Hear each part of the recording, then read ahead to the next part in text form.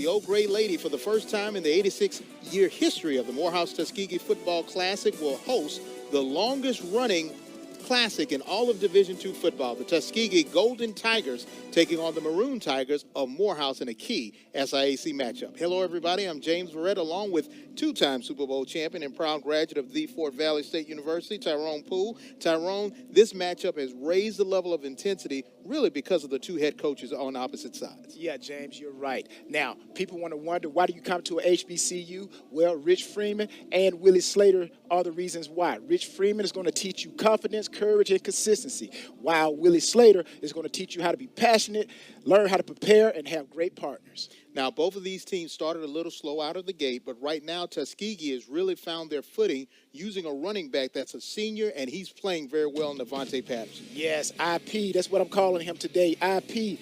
Mr. Patterson is going to have to use his intellectual property, his mindset, that thing inside their helmet, to actually overcome a tough Morehouse defense. And for the Maroon Tigers, they're also led by one of their running backs, Frank Bailey Jr. He had 99 yards 2 years ago in this classic. James, see Frank run, see Frank catch. Morehouse is going to have to use Frank Bailey Jr. in the passing game to get by another tough defense, a stingy defense of them Golden Tigers. Not only is this bragging rights, but there's a key SIAC matchup in the Magic City of Birmingham, Alabama. For the first time, Tuskegee Morehouse from Legion Field will have the kickoff coming up next.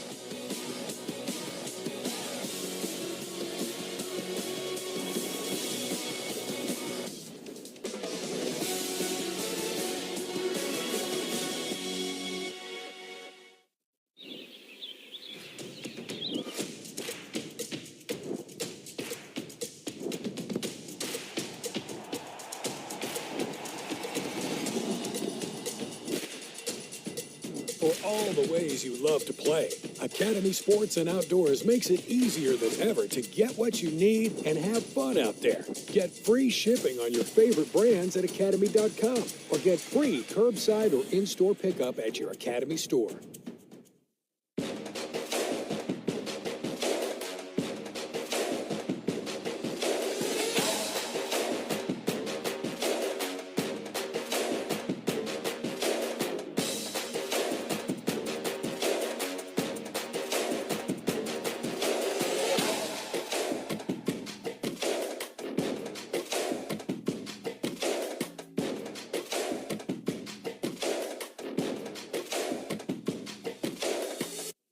As a global bank, our game plan is to help clients manage their money.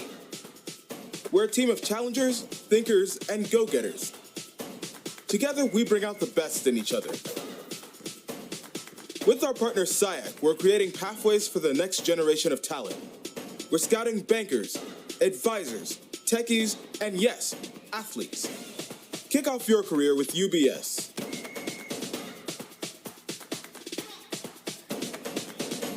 Since 1837, historically black colleges and universities have been fulfilling their purpose to educate and empower. Since 2009, the Home Depot's Retool Your School Campus Improvement Grant Program has also been powered by a purpose to update, upgrade, and uplift HBCU campuses. Today, 44 million votes, $4.1 million, and 147 grants later, we remain inspired by the people, the passion, and the power of HBCUs to continue our purpose. Learn more at retoolyourschools.com. She still stands tall, affectionately known as the Old Gray Lady, Legion Field in Birmingham, Alabama, the new home of the Morehouse Tuskegee Football Classic. And we're taking a look at the head coach for Tuskegee, Willie Slater, in his 16th season, Tyrone, and he has continued that championship tradition. Yeah, Willie Slater. I remember Willie when he actually coached Slater, should I say. I don't got so personal with him that I know him back when he was at North Alabama, and we played against one another. And Rich Freeman, I played against him when I was at Fort Valley, so I know these two coaches very personally, James. Rich Freeman in his 15th season at Morehouse, and this time trying to get his first win of the season. They played a lot of teams tough. They had a tough non-conference season to start. They had to play a lot of powerhouse Division II teams, but now he's trying to right the ship, get his team healthy, and possibly get one of the biggest upsets in this rivalry. Yeah, Morehouse is square it off because records go out the window whenever you are playing against your rivalry. It's almost like playing against your brother. It don't matter what the record is. It's who wants it the best, who wants it the most. On Huskett will kick for the Golden Tigers. This will be a short one. They'll take it at their own 10-yard line. That is Marquise, looks like Marquise Pride on the return, and he gets good field position to start out at the 26-yard line. Yeah, I always tell how good a team is going to play based off of the kickoff. If the kickoff coverage comes down and they limit the return of the returning team, then usually the momentum is going to shift. But right there on that particular play, it's like it was an even match. The return team didn't do too much and didn't look too much good on the kickoff coverage team, but they did pin Morehouse back a little bit. And they're going to try to spread you out, but also want to run the ball with Frank Bailey at running back and your quarterback, Michael Sims, the senior out of Detroit, Michigan.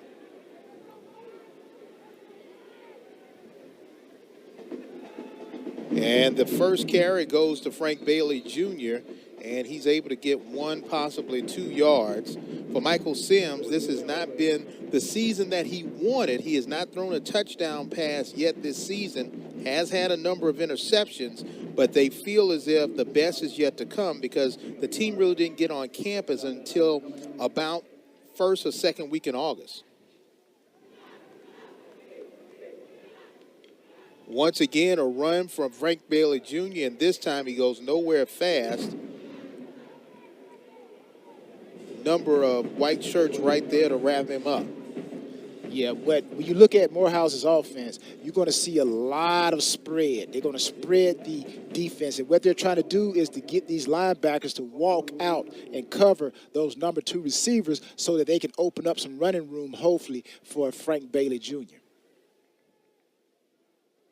3rd down and 8. They need to get to about the 36 for a first down. And looks like the play clock may have run down.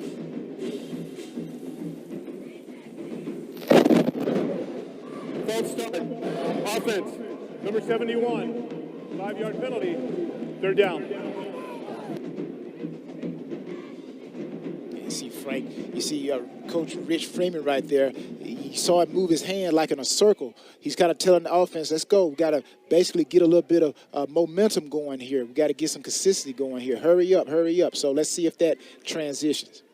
3rd and 13. Sims with a little time. He finds a receiver and close to a first down are the Maroon Tigers. Reception made by Sean Strickland, just a freshman for Morehouse. Yeah, you see on this play here, basically all the receivers actually are running a little bit of they call it routes where each receiver sits down in a particular pocket of the defense, and the quarterback just tries to hit that short yardage. And this time Frank Bailey was hit initially on the blitz by Wesley Apollon, and this time he was eventually brought down by the rest of the white shirts. Apollon has a twin brother. It's Wesley and Woodley Apollon, and they're the international flavor today. They come from Montreal, Canada. Bonjour. That's a long way to come play football. But, hey, that's what HBCU football is all about. It'll go all the way to another country to bring athletes into this HBCU history. Ernest Davis gets his first carry of the day, goes nowhere fast. The bottom of that pile, Frederick Austin, big number 99, able to plug that hole along with others with Woodley Apollon right there. You're going to see a lot of this. You're going to see a lot of the interior for Tuskegee. Those D linemen will have to make plays because, as you can see, Morehouse loves to spread the defense out. Another 3rd down situation for the Maroon Tigers. And we got a little bit of motion up there at top. Number 5, Mr. Pride. Try to get downfield too soon. False start. Offense, number 5. 5-yard penalty. Remains 3rd down. Marquez Pride, one of the wide receivers, called for that one. Yeah, seeing Rich said, we can't have that. We can't have that. And you can't have that. In a big classic like this, you can't do anything to hurt yourself. You can't get penalties, as they say it, as they call it, shooting yourself in the foot. Can't have fumbles, can't have penalties. 3rd down conversion a big part of why they've struggled this year. And this one was thrown at the line of scrimmage, and Sims will get out of there. So far this season, Morehouse has only converted 15% of their third downs. Yeah, you saw why right there. Tuskegee decided to come with an all-out blitz. They had more people coming than Morehouse could actually block, and Sims had no choice but to throw that ball away. It was a great call by Tuskegee defense. 3rd and long. Grounding. Offense, number 17. No eligible receiver in the area. Loss of down at the spot of foul. 4th down. And that was an excellent call, again, by the referees. Tuskegee decided to come with an all-out blitz, and Sims, feeling the heat, just threw the ball away. And basically, he was trying not to get the sack. That was obvious, and that's why the intentional grounding was called. Fernando S. Delamore goes over his head, and he kicks it out of the back of the end zone.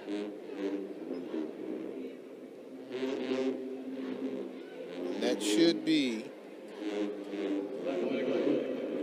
Legal kicking. Kicking team number 36.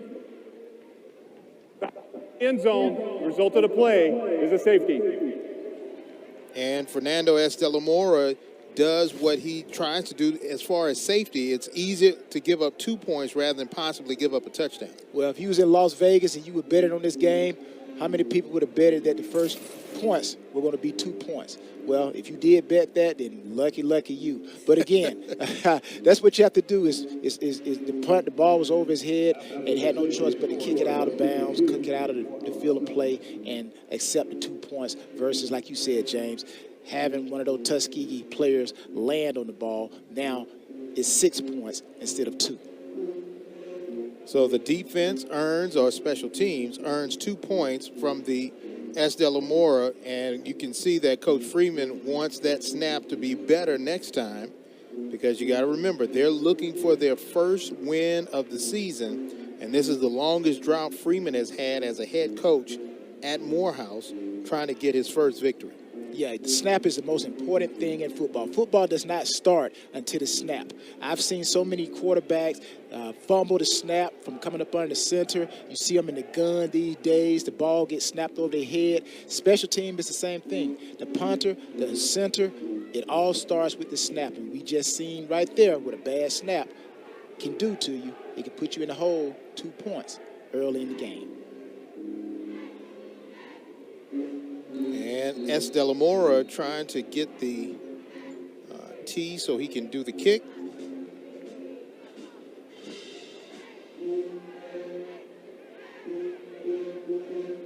And back deep is DeVerns Valcine for the Golden Tigers of Tuskegee. And Valcine will take it over his shoulder at the 10-yard line. And he's trying to find some room to run, and he does, but not able to get much more. A lot of maroon shirts right there. S. Delamora did a great job of getting a great kick, and you saw the returner had to go back and retrieve it on the run. That's because the returner even underestimated the strength of S. Delamora's leg. But that's a great kick by S. Delamora by giving the Morehouse defense an opportunity to play a better field position, whereas Tuskegee thought they would have gotten better field position based off of the penalty. And you see the quarterback for the Golden Tigers of Tuskegee, Bryson Williams, just a sophomore out of Lithonia, Georgia, really learning on the job. First carry for Avante Patterson, and this time he's wrapped up, leading the way. A number of maroon shirts, and Carlito Gonzalez getting his first tackle of the day, coming back off of injury.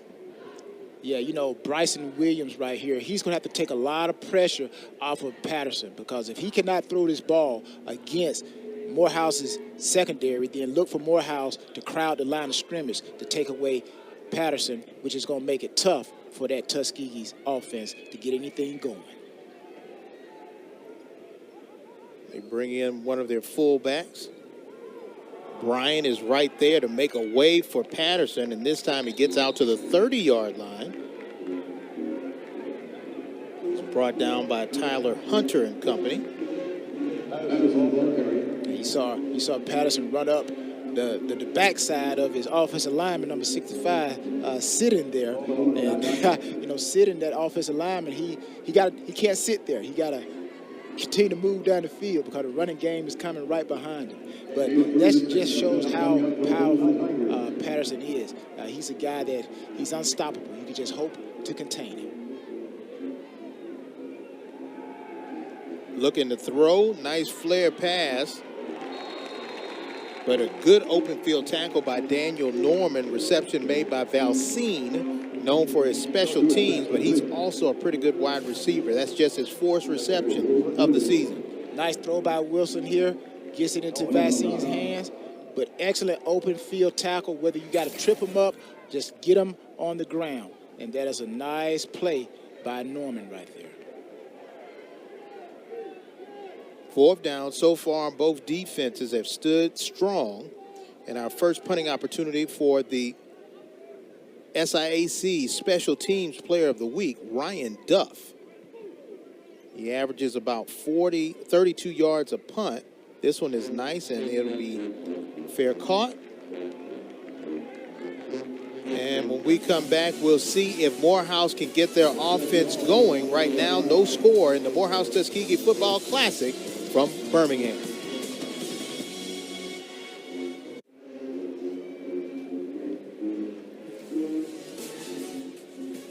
In Legion Field, Birmingham, Alabama, the first time in 86 years that it's not played in the state of Georgia, the Tuskegee Morehouse Classic. 2-0 is your score in favor of the Golden Tigers by way of an S. Delamora kick out of bounds on a punt to prevent a touchdown from happening, and that 2 points is all that the Golden Tigers need right now to have the lead, but the Maroon Tigers are going to try to get something started here on offense. Give over to Bailey. He's being pursued, and this time he's brought down by Woodley Apollon, the twin of Wesley Apollon. They both play the linebacker position. Young men wanted to play together, and the only school that would recruit both of them was Tuskegee. Sometimes you have to go where you can play like you want to play. And it doesn't hurt that both of them are 6'4", 220. That never hurts at all. Never hurts at all, James. 4-yard gain, 2nd down and 4. Ernest Davis, and this time he goes nowhere fast to bring up a 3rd down opportunity. And two guys showing a little love for each other. Jeremy Dees right there playing the defensive end spot. Sometimes they're undersized at Tuskegee, but they're always fast. I've seen a lot of guys, even in the pros, they are undersized, but it's all about quickness. On the defensive line, it's all about beating the offensive line to the punch, especially teams that run zone, running game, passing. You got to be quick and nimble to get between those big guys called the offensive line. 3rd down and 4. Bullet pass, incomplete, in and out of the hands of Delancey Tolliver. Now we got some more pushing and shoving going on. That was a good hit there by Kobe Mitchell. I think you know Kobe Mitchell's dad there, Tyrone. Yes, sir. There's a lot of these athletes that they have the genetics and the actual upbringing and being around football. But, yes, his dad has won a Super Bowl with the Baltimore Ravens. So it's in the family, James. Another high snap, but Fernando S. Delamora able to get it off. And a fair catch called by Valcine. And a good kick there by S. Delamora. We'll go to a break. 2-point lead here for the Tuskegee Golden Tigers. We'll see if their offense can get on track coming up next.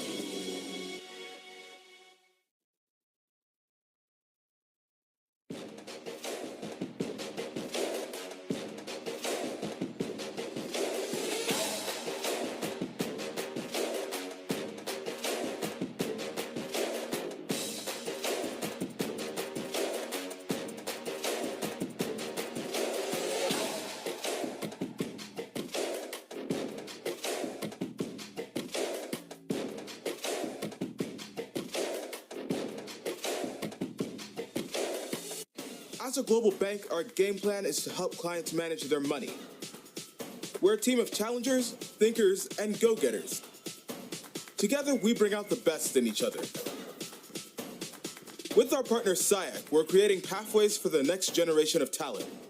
We're scouting bankers, advisors, techies, and yes, athletes. Kick off your career with UBS.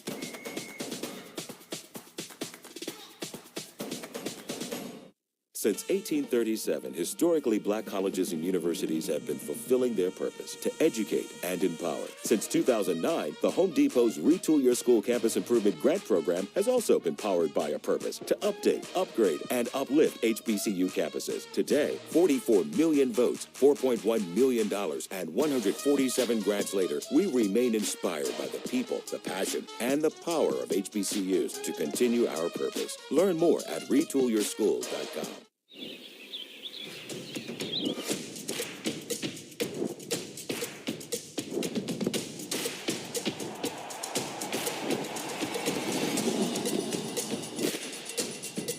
For all the ways you love to play, Academy Sports and Outdoors makes it easier than ever to get what you... And we're back to live action. Avante Patterson trying to get to the outside, and wow, he is upended and knocked out of bounds, but not before he was able to gain 1, maybe possibly 2 yards to make it second down. Yeah, you saw number 28, Pittman, come up. And that's what you have to do. You have to come up when the running back actually breaks outside and he gets past containment. You actually got to come up and force. And that was a great job by Pittman coming up. All 5'9", 165 pounds of that redshirt freshman. They'll give him 4, make it second down and 6. This one intercepted. Wow. This time, that young man makes another great play. Darian Pittman, redshirt freshman out of Tarpon Springs, Florida, and it just went right to him. Yeah, Wilson throws the ball. You see the receiver actually didn't even get his head around. That was a great read by Pittman. He read the quick step, and we're taught as defensive backs, take the first 3-step read. The 3-step read is to ensure that the quick game is not coming. Then you get your eyes back on the receiver. And right there, Pittman read the 3-step. Williams threw the ball, but the receiver was not anticipating. Easy pickoff by Pittman. That's a great play by that young man right there. And it was hard to scout Pittman because he really hasn't played much this season. This is his first opportunity to play, and he shows up big. You got to be able to play the mind. Football is more mental than physical these days. And the ones that can play the game upstairs make big plays, just like Best Pittman. field position of the day. Now a pitch and catch reception made by Tolliver for the Maroon Tigers. And now they're well into Golden Tiger territory of Tuskegee. You're going to always see Morehouse. Morehouse love to run a lot of spacing routes. Spacing routes are where the receivers, again, they run maybe 5, 6, 7, 8 yards, and they all sit down on the same level. And right there, you saw where Tolliver ran a little quick route, Sims dropped back, get the ball out of his hands very quick. That is what this Rich Freeman offense tries to do, get the ball out of the quarterback hands quickly. Give it to Ernest Davis. No, Sims is going to keep it, but this time he is wrapped up quickly. Antonio Keenan Jr., young man out of Atlanta, making the open field tackle to bring him down for a third down situation. Yeah, let's see if we can fool the Morehouse, the Tuskegee defense. Let's see if we can do a quarterback keeper, but Tuskegee defense was on point. Everybody's paying attention. Morehouse thought that they could use Sim to get some extra yards because sometimes these defenses, they get caught up with the run game, and then sometimes you can sneak a little play in with the quarterback keeper, but not on that watch. Keeper again by Sims, and he's able to get the first down and a little bit more. They'll move the chains. You know, I would love to see, I don't really particularly like a lot of running my quarterbacks, especially up in the middle like that, because your quarterback is going to get hit. And right there we see Sims take a blow into the back of the shoulder pass, and nobody likes to get hit on.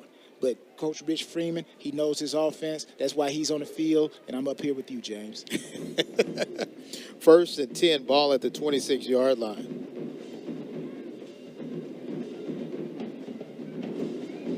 Inside run by Davis. In his second effort, the ball is loose. Wonder if they're going to say the ground caused it, but no, they're saying that, all right, the officials are going to converse. And they're going to say the ground caused it. It's going to be second down.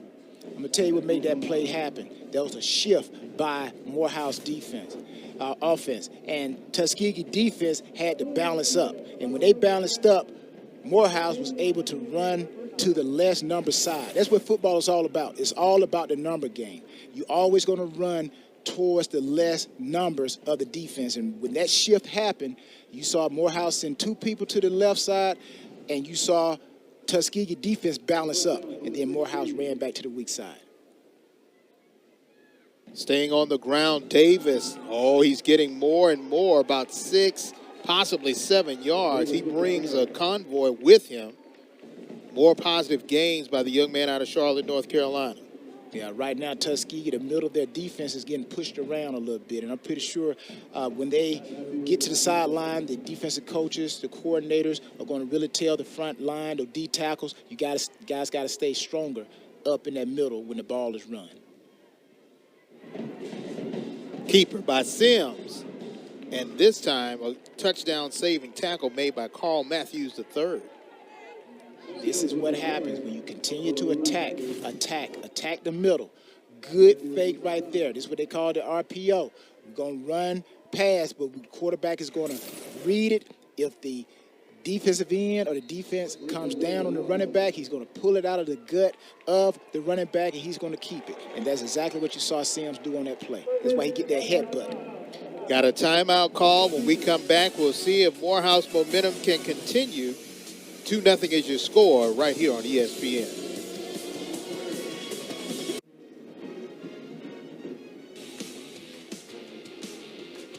Coming up in the second quarter, we'll talk to one of the Golden Tigers' all-time greats, Drayton Florence. He was inducted into the Hall of Fame in 2014. He's the highest drafted player ever from Tuskegee University, a first-team Division II All-American. And it just so happens that while he was at Tuskegee, he was able to bring back 3 interceptions for touchdown.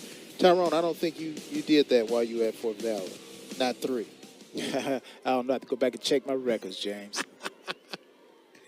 4 minutes left in the opening quarter.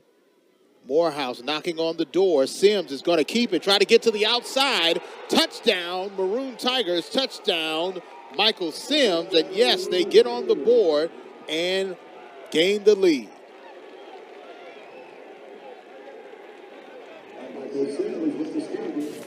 Yeah, right here, again, read, run option, okay? The defense over pursues. Defense has to read their keys here. Read the keys. You always got to have someone on containment. And right there, Tuskegee defense did not have anyone that would set the edge if the quarterback ran the ball. But every defense has personnel on defense to set the edge. And right there was no edge set. Easy walk-in touchdown for Sims. That's why you get all those hits on the back, chest bumps, and helmet. Fernando S. Delamora with the point-after attempt, and he has been perfect all season, his 5th straight point-after attempt, and Michael Sims gets his rushing touchdown of the year. Let's take a look at how all of this got started, and it all started with an interception by a freshman, Darian Pittman. Yeah, again for the young DBs. You see the quarterback is in the gun, no step, throws the ball, quick game. And right here, Sims, RPO, pulls it out of the gut of the running back. Defense goes with the running back. Sims uses his speeds and long jumps into the end zone. That's what happens when you make a touchdown. You get all those chest bumps, helmet slaps. Then you go to the sideline, and you get all of the brotherly love. And you see the sigh of relief as he's shaking his head and getting all the high fives. And for Coach Freeman, having the lead is important, but maintaining it will be even better. Yeah, that's why you ask anybody that has played Morehouse, Tuskegee, it doesn't matter about the records. Morehouse has not won a game. Tuskegee has won 2 games, but when these 2 teams play, you throw the records out the window. Tuskegee will take it inside their own 10. Valcine, with a decent run back, gets it out to about the 29-yard line. You know, kickoff returning is about setting up your blocks and then hitting it. Right there, you saw Valcine kind of dance a little bit. You never dance when you're on that special teams. You got those guys come down, kick coverage. They're coming down bent for leather, trying to find that ball. You want to hit that crease and go with it. Now we'll see if Bryson Williams, the young man out of Lithonia, Georgia, can answer with a drive of his own for a score.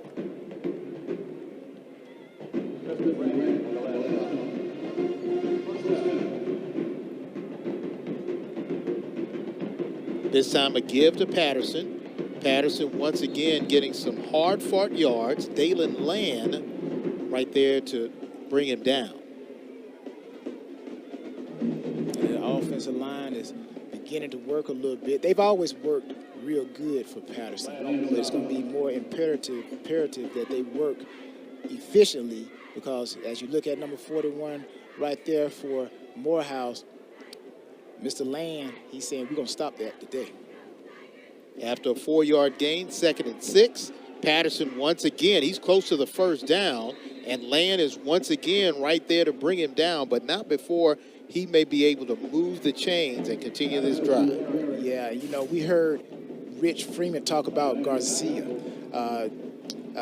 and Gonzalez. He's there. You see him coming in right there, number 9. Gonzalez, he's one of those important guys in that Rich Freeman defensive scheme. So he has him back. He didn't have him the last time we saw them, but Gonzalez is back. Let's see what kind of impact he has today. Williams with time to throw. Now he's getting some pressure. He's going to keep it and run. Spin move gets beyond midfield. The young man stands 6'3", 193, so he just lands forward. He gets an extra yard. Yeah, again, you can see the impact, I think, already with Gonzalez. Now, anytime you have a quarterback that can break containment like Williams did, and he still can't throw the ball, that means that everybody was covered downfield. But the only problem with that was the defensive line, nobody contained, and that's why Williams was able to scramble for the yards and make it 2nd and 1. Give to Patterson. He gets one and a few more into Maroon Tiger territory down at about the 46. Again, Patterson is one of those guys, you get him going, off tackle, right, off tackle, left, up the middle. He's that type of guy that Tuskegee know that they can rely on. All 5'11", 200 pounds of him.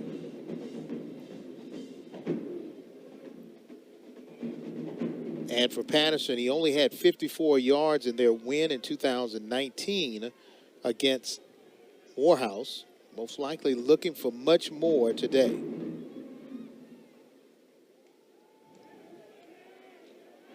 Time to throw off of the hands of Stephen Hodges, his favorite receiver. He's 1,000 yards receiving in his career at Tuskegee, but that one gets away.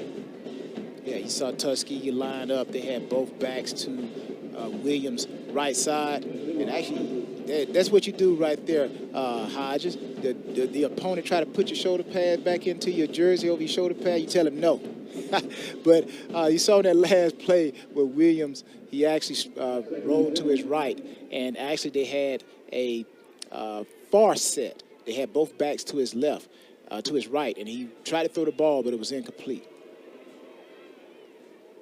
2nd down and 10. Keeper now by Williams, and his RPO doesn't go anywhere fast. He may have gotten back to the line of scrimmage. Now, both of these teams are going to try to use their quarterbacks into the running game, because the quarterback is the only player, believe it or not, that is not accounted for on the defense. But in today's game, depending on how dangerous the quarterback is, and Williams right here, he is a dangerous guy, will have someone spying and making sure that they keep him accounted for by that defense. 3rd down and 10.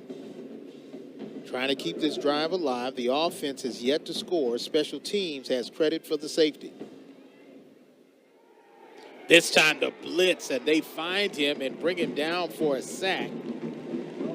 Great job by the Maroon Tiger defense to step up big and provide that shellacking by Zachary Becton. Again, great call, great timing. The blitz, get Williams down on his ground, and Benton got one of his sacks. I'm pretty sure he's hoping to get more tonight. I'm pretty sure Benton's like, Coach, let's call it again, call it again. Coach said, don't worry, we will. Playing that strong safety position, and you see Coach Freeman, he's really trying to push him. We've ended one quarter, and right now, this may be a surprise for many. 0-5 Morehouse with a 7-2 lead, but anybody that knows about this classic, records don't mean much. The SIAC Tuskegee Morehouse Classic from Birmingham, Alabama, Legion Field. We'll have more coming up next.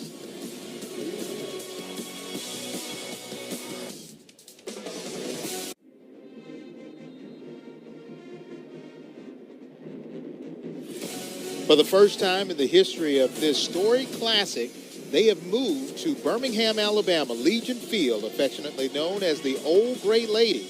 Morehouse Maroon Tigers with a 7-2 lead. We'll be joined now by Drayton Florence, who is a proud Golden Tiger and a All-American and also had a long tenure in the NFL. Drayton, thank you for joining us. First question, how does it feel to see your team on ESPN?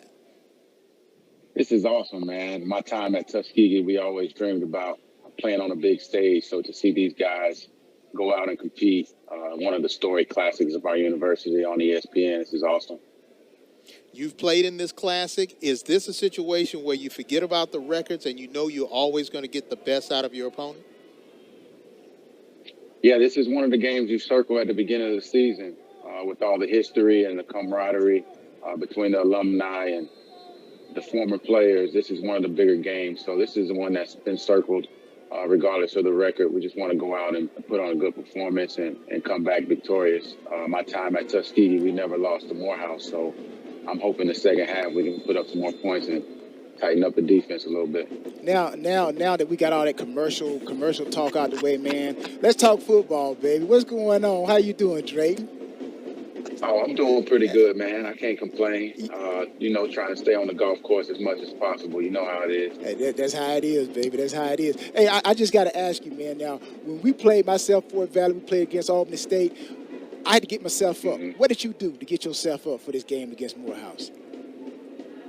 Man, you know what? Exactly what I did each and every week, man. I study hard and put my effort out there on practice field. And, once the game time came on Saturday afternoon, I was ready to go. So putting in a lot of preparation in throughout the week. I heard you mention earlier the game is played upstairs, and I tried to pride myself in that, knowing my opponents in and out, trying to call plays out on the field based on formations and personnel. So I put my work in during the week. And I was prepared every Saturday afternoon to go out and put on a show. And right now, we just saw Michael Sims throw a pass over to Delancey Tolliver, able to get some positive yards. And when you're looking at the defensive backs right now with Tuskegee, what do you think that they need to work on in order to keep this game within reach? Well, the safeties and outside linebackers need to keep contained. I see that's the only thing that's really hurting them. They can dink and dunk all the way down the field as long as they don't hit us deep over the top.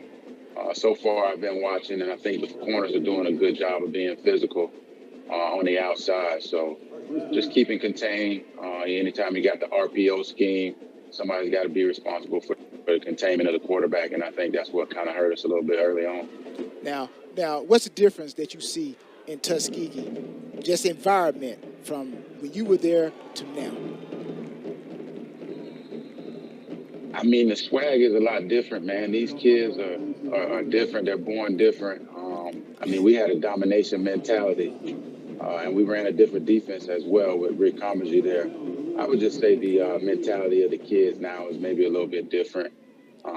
It's a lot of different things going on in our society where we got a lot of emotions tied to everything. So I would just say the swagger is not there like it used to be. But we can work on that. We can work on that. Kevin Powell, defensive coordinator, one of my former teammates, is down there at Tuskegee doing a great job. So I think, the more they get some of the younger guys in there, we can kind of change that around. Yeah, I believe the same thing, man. It's the swagger, and we had a lot of swag when I was at the Valley, man. We would say the Blue Death defense. What name did you guys have for your secondary or your defense when you were at Tuskegee? You know what? We actually didn't have a name, but What?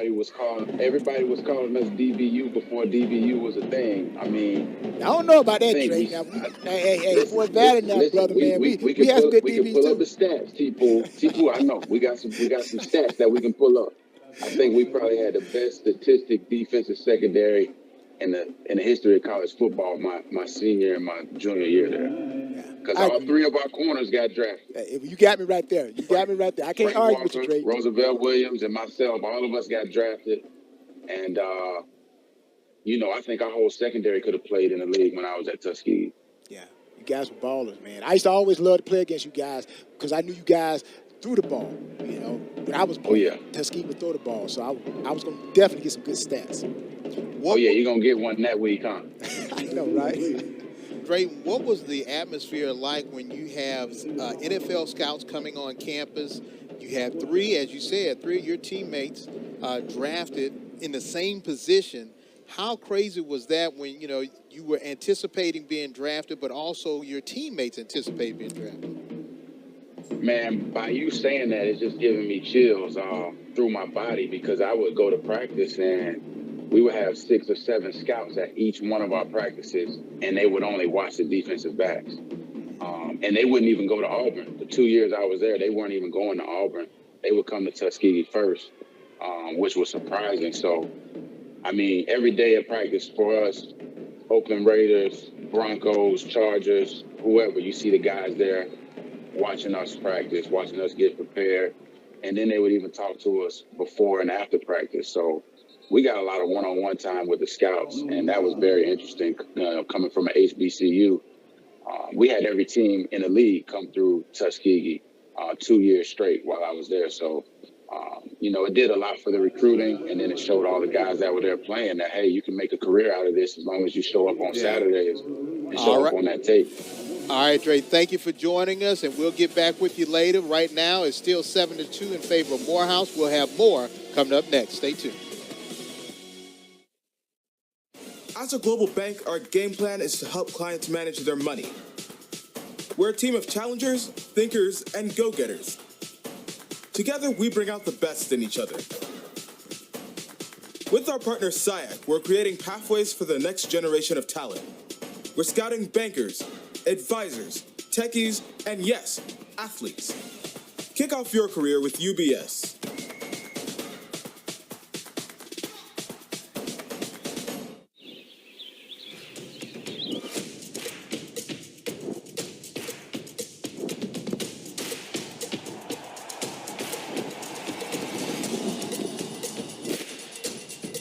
For all the ways you love to play, Academy Sports and Outdoors makes it easier than ever to get what you need and have fun out there. Get free shipping on your favorite brands at Academy.com or get free curbside or in-store pickup at your Academy store.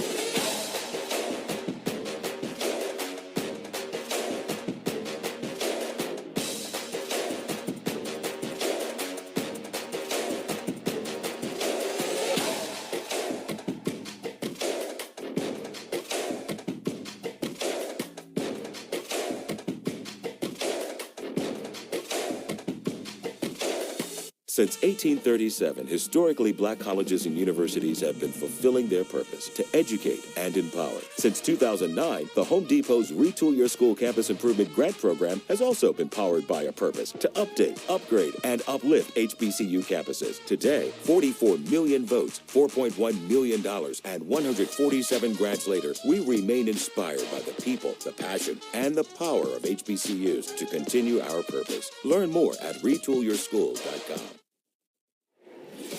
And for Coach Freeman right now, he's looking at a 7-2 lead, trying to get his first victory of the season against his biggest rival of the storied history of Morehouse. It's got to be Tuskegee. They started playing way back in 1902, and they used to play home at home. But in 1935, in order to provide entertainment for Phoenix City and Columbus African-American community and Fort Benning military.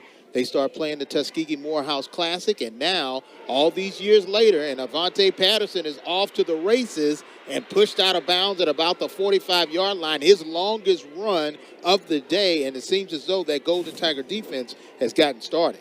It was just a win. When was Patterson going to be turned loose? And right there, when you got a running back like Patterson, he got great vision, able to use a little bit of agility right there to pick up extra yards. So, again, like we said in the beginning, this guy's going to have to use his IP, that intellectual mentality that he has that makes him so great if Tuskegee is to continue to take advantage of this series, this classic between Morehouse.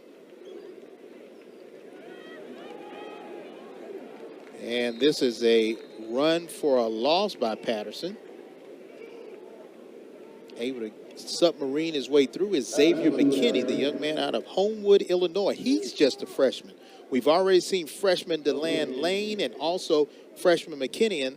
And Land and McKinney playing the same position. That middle linebacker spot is really penetrating right now. With a middle linebacker, the safety, if you draw a line from the middle of the defense back to the back end of the defense, the middle linebacker and the free safety, they are in the middle of that defense. They are very important to any successful defense. Second and long for Tuskegee. Option, wow, great catch there by Patterson. That one could have easily become a fumble, but he did take a couple of yard loss. They actually could have gotten some yards on this play right here. Williams actually throws the pitch behind Patterson right there. Patterson actually could have gotten some positive yards, but because the pitch was behind him, he had to turn around 360, and he did just good just to catch the ball and keep it from being anything worse than what it was. Now a third down situation. Third downs have been crucial in this game. When Morehouse was able to convert third downs, they found their way into the end zone. And for Tuskegee, it has still been a struggle.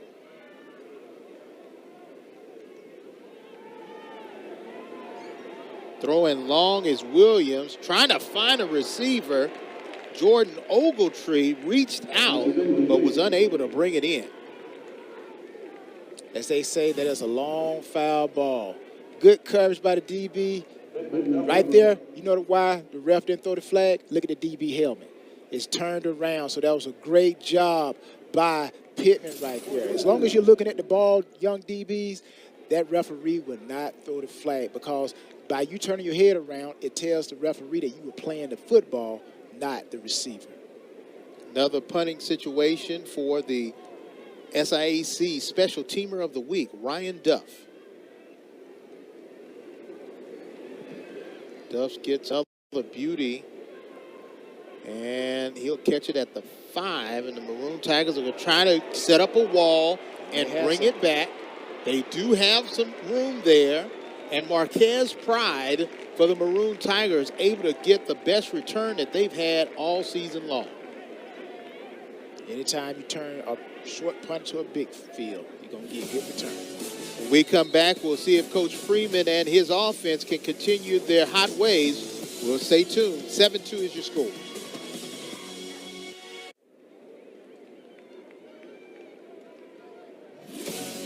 And for Michael Sims, a short touchdown run is the lone score for the Maroon Tigers, but it is enough to give them a 7-2 lead. James Red along with Tyrone Poole. And we are ready to get this one started after a good run back by Pride for Morehouse. They have the ball out at the 37-yard line. Inside give to Davis, and he's going to get beyond the 40 out to about the 42. And so far for Davis, in the first quarter, he had 20 yards rushing. His longest was 10 yards. Sims was right behind him with 16 yards and a touchdown run. Yeah, between Sims and between Davis and Frank Bailey Jr., we've just seen 3 guys that Morehouse basically are going to use in their running game. And this time Davis gets to the second level. And now all of the white shirts come in, but not before he's able to get some more positive yards. Applebaum was the first one to touch him. Evidently, Morehouse has seen a lot of problems in the first 5 games for Tuskegee up the middle, because that is where Morehouse is attacking. Now, again, Morehouse loves to spread the defense out so they can run up the middle. Another inside run, wide open. Davis makes it all the way into the backfield, and Roderick Stewart able to bring him down, but not before another first down for the Maroon Tigers. Yeah, we see a little bit of motion right there. That motion basically is just to get the defense to adjust and actually keep their eyes on number 81, Connell there. But again, the play is to give it to Davis up the middle. Like we've seen that before, right? Another inside run. Davis gets bogged down, but not before he gets 1 or 2. They have to grab him by the ankles in order to finally bring him down. Seems as though the defense is selling out completely on the run going inside. And, you know, the defense of Tuskegee, they are a 4-down front, meaning they have 4-down linemen. And right now, those 4-down linemen are getting pushed around a little bit by that Morehouse offensive line.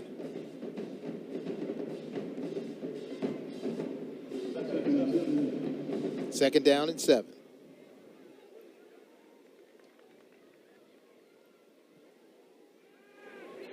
Williams. He breaks that tackle, keeps on going. Good positive yards by the tight end, Keandre Turner, with his first reception of the year. Got a little bit of bootleg right here. Sims throws it to Turner. Actually, missed tackle causes Turner to pick up extra yards. And Mitchell, the kid, his dad, I'm pretty sure, Anthony Mitchell, that was the Super Bowl champion we were talking about earlier. He's not proud of that. Ernest Davis on the near side, and he gets knocked out of bounds, and it looks like a flag, possibly a hold. As Davis has been the hot running back of the day for the Maroon Tigers.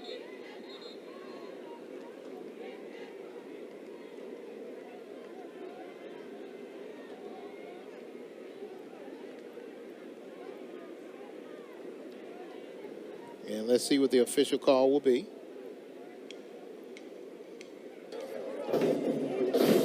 Holding. Number 7. 10-yard penalty, spot the foul. Remains first down. Yeah, you see the pull of the jersey right there by number 80. Ronnie Howard. Now, it's going to be holding out there, offense, defense, receivers going to be pushing off. The key is when you see the extension of that jersey, that's what the referee is looking for, because it's holding going on out there every play, believe me. Pushes them back 10, first down and 16. Getting some pressure. Oh, he throws it, and he catches it himself, and that should be a reception for a loss. He's very lucky that he caught that ball, because that would have been a fumble, and that would have been a big play. But luckily, throws it, it falls right into his hands. But if he had not caught that ball, that would have been an easy scoop and score, I believe, for number 44 D's right there, for the D lineman for Tuskegee. And that's the closest you can get to throwing it for yourself. Jeremy Dees, young man out of Kennesaw. So the question is, can a quarterback throw and catch it himself? He don't have to be Superman. Yes, he can. We just saw it right there. And now it goes all the way back to midfield. It's 2nd and 37. And now they will throw the flag because the play clock ran out, or they may have not reset it. We'll see exactly what the official call is. Delay of game. Offense, number 17. 5-yard penalty. Remains second down.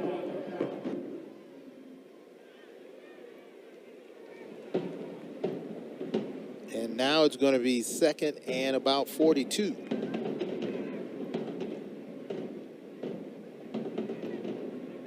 Here in a situation like this, 2nd and 42, you're not trying to pick up the whole 42 yards in one play.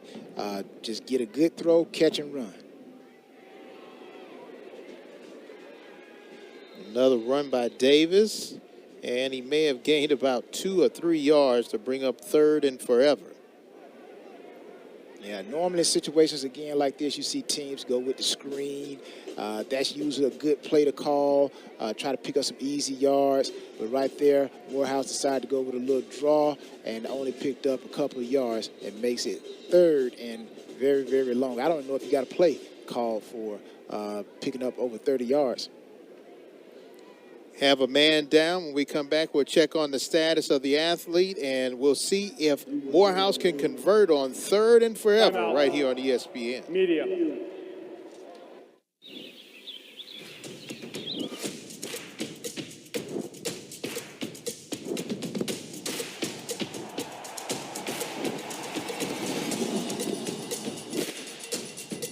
For all the ways you love to play, Academy Sports and Outdoors makes it easier than ever to get what you need and have fun out there. Get free shipping on your favorite brands at Academy.com or get free curbside or in-store pickup at your Academy store.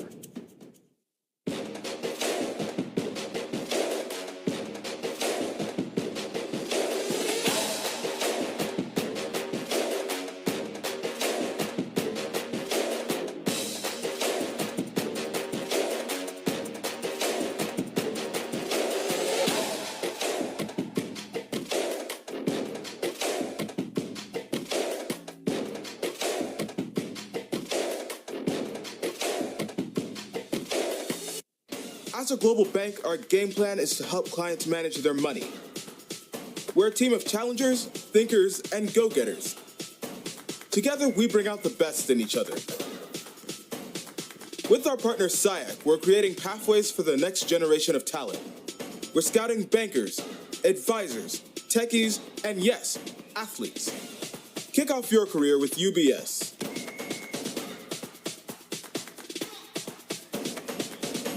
Since 1837, historically, universities have been fulfilling their purpose to educate and empower. Since 2009, the Home Depot's Retool Your School Campus Improvement Grant Program has also been powered by a purpose to update, upgrade, and uplift HBCU campuses. Today, 44 million votes, $4.1 million, and 147 grants later, we remain inspired by the people, the passion, and the power of HBCUs to continue our purpose. Learn more at retoolyourschools.com.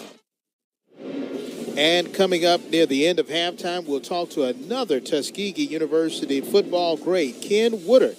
Played with the San Diego Chargers from 1988 to 1990. Also played with the Denver Broncos. And he's a 2019 Tuskegee Hall of Fame inductee. And a true testament is never too late to graduate. Yeah, I want to ask Ken about that top right picture right there. If you're looking at the screen, that top right with them shorts on, man. I got to ask him about that. That's when those shorts were in. I don't know if those have come back for the guys, but that's when those shorts were in. 3rd and forever. They're going to try a bubble screen. The Maroon Tigers get it out to Ernest Davis, and it looks like that could have possibly been a horse collar, but they do not call it. Woodley Apollon, the young Canadian, able to make the tackle. Well, Morehouse does come back to the screen, but they didn't pick up any yards on it because of that guy right there we just saw, number 15, Appleton. But right here again, it looks like it might have been a horse collar. No flag, just hard play on the field. Identical twins, Woodley and Wesley. They both play linebacker, number 15 and number 14. Fernando S. Delamore, the punt for the Maroon Tigers. Going to try to get it inside the 20 and does. And can they stop it from a touchback? They can't. It will go into the end zone with about 5 minutes and 3 seconds left in the opening half. We've seen Morehouse come out and get a 7-2 lead, but can the Golden Tigers answer? We'll see. Stay tuned.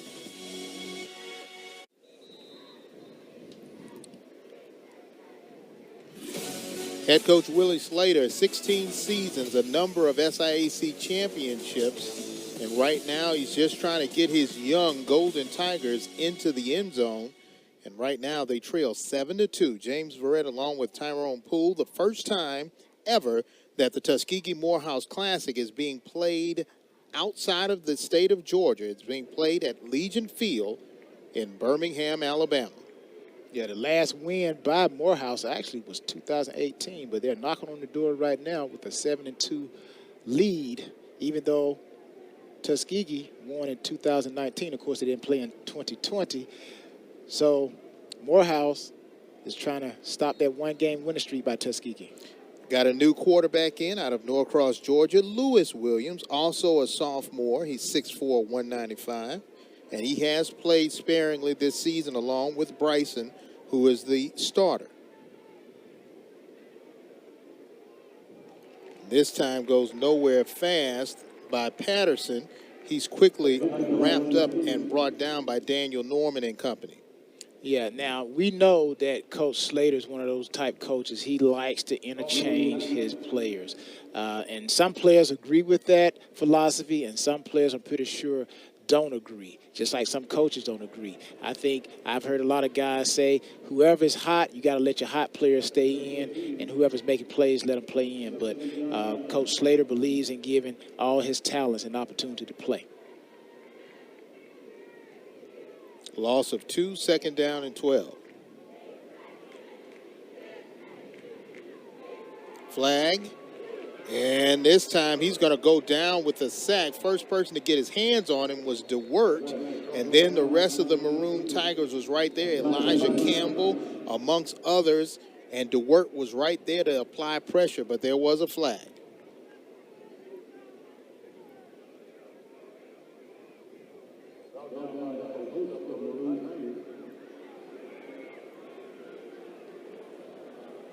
Let's see what the official call is. Defense. 5-yard penalty. Remain 2nd down. And it looked like it may have been on DeWert. That's why he got in the backfield so fast. Yeah, usually you saw DeWert when he clapped his hands, slapped his hands together. Usually that's an indication that the player did something wrong or they did something.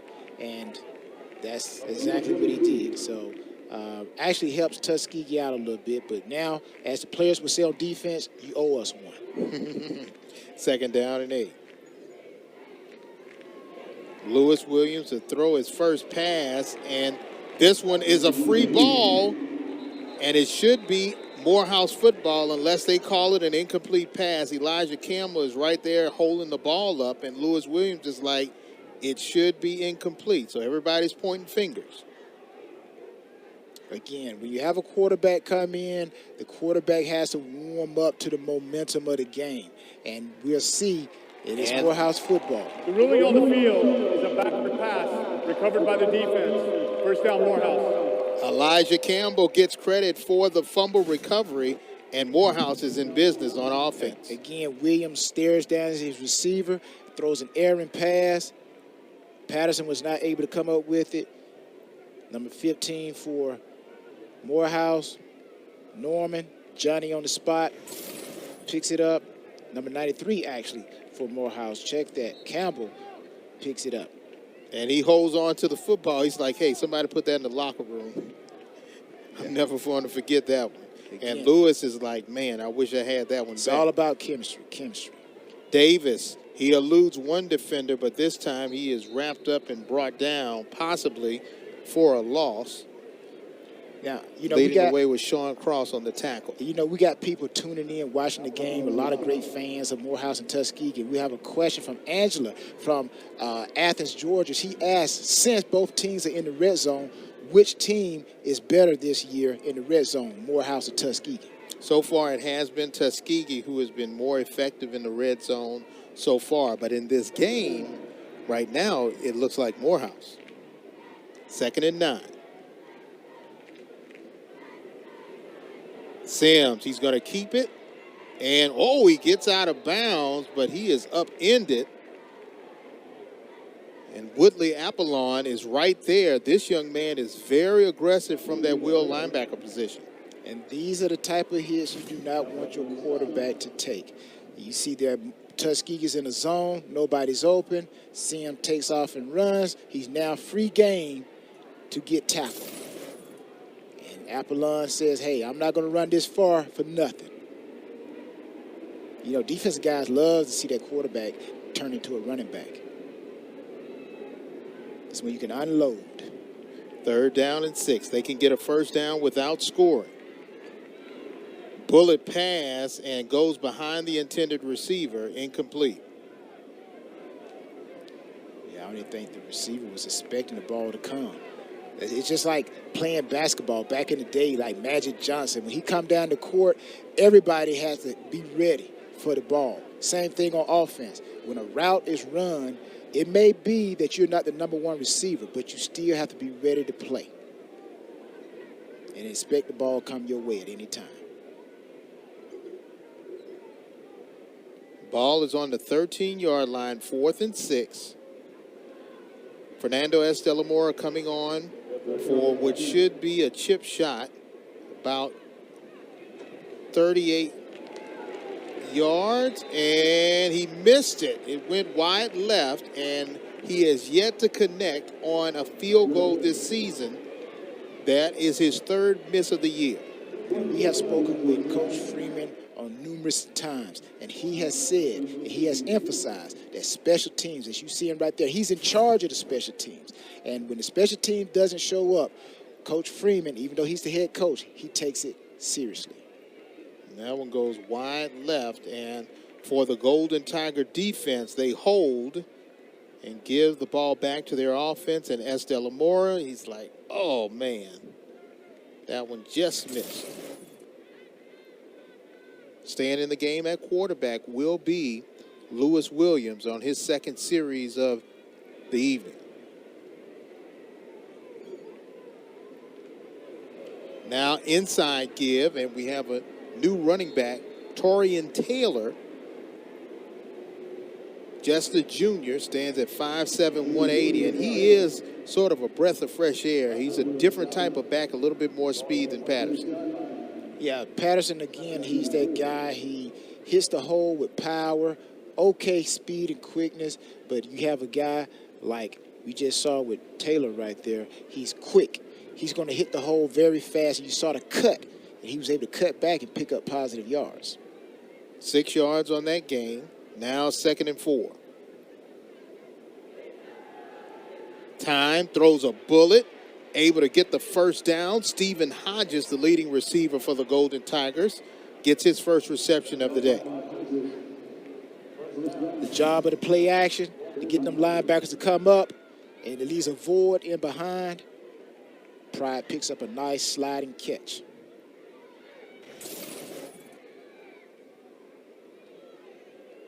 First and 10. Williams going long. Finds a receiver. Great job by Stephen Hodges. He doesn't have over 1,000 yards receiving for nothing. The redshirt senior from Montgomery, Alabama, with his 2nd big reception of the drive. Yeah, he caught that ball in front of Pittman, who picked the ball off previously. So right here, Pride and Pittman right now is falling short behind Pride. Nice catch, a nice over-the-shoulder catch and throw. But I don't expect Pride to give up too many more of those. Looks like we got a timeout called. Ball now on the 20-yard line of Morehouse. Morehouse, 30 seconds. Timeout called by the Maroon Tigers. They want to try to reset their defense. Right now, they got to play good red zone defense if they want to keep Tuskegee out of the end zone. Let's take another look at that reception by Stephen Hodges. Drop back by the quarterback, throws. Basically, good route by Pittman. You see a great coverage by Pittman almost, but you see right there by Pride, he left the quarterback room to throw the ball over his shoulder. Where Pride actually started, he didn't finish. And that is a good route, and that's what most receivers are taught. Leave outside room for your quarterback to throw the ball away from the defensive back. And that great route by Pride actually allowed Williams to throw the ball. Hodges. Number 5, Hodges. Time is running out. 5, 4. And now they're going to start the clock now. 1:19 left to play here in the second quarter. Ball on the 20-yard line.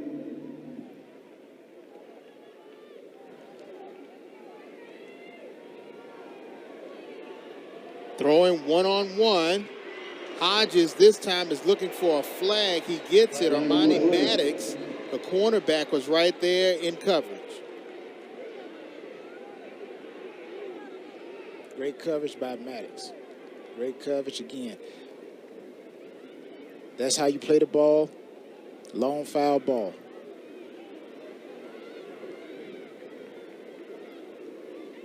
They're going to converse, but it looks like it's going to be a pass interference on Maddox. Maddox is just a freshman. Defense, number 21, 15-yard penalty, automatic, first down. See a little bit of chicken fighting out there, and that's okay. That's okay. The hand placement, receiver pushing off on the DB pushing off on the receiver. But again, the most important key and tip is to get the head around. If you don't get the head around, the referee is going to pull the flag every time. Taylor trying to get to the outside, and he doesn't make it. Pushed out of bounds, possibly for a loss. Defense, good pursuit on that RPO situation.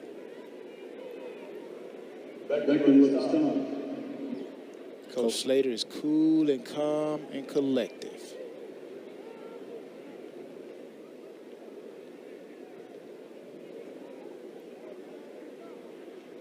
Gets the play call, and now Lewis Williams going to run in and try to get it off. 15 seconds left on the play clock. Time is on the side of Tuskegee right now.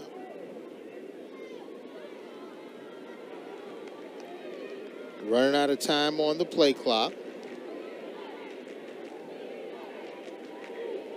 And the refs hold the ball, so they most likely will reset the play clock because the refs are having a conversation.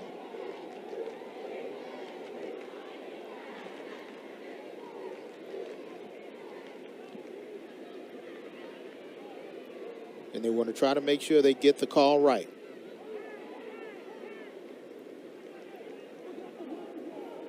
The discussion was over the penalty enforcement. It's second down.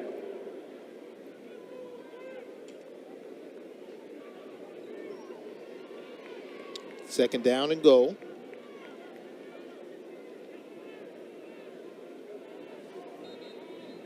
Not sure exactly what the discussion was. We'll most likely find out at halftime.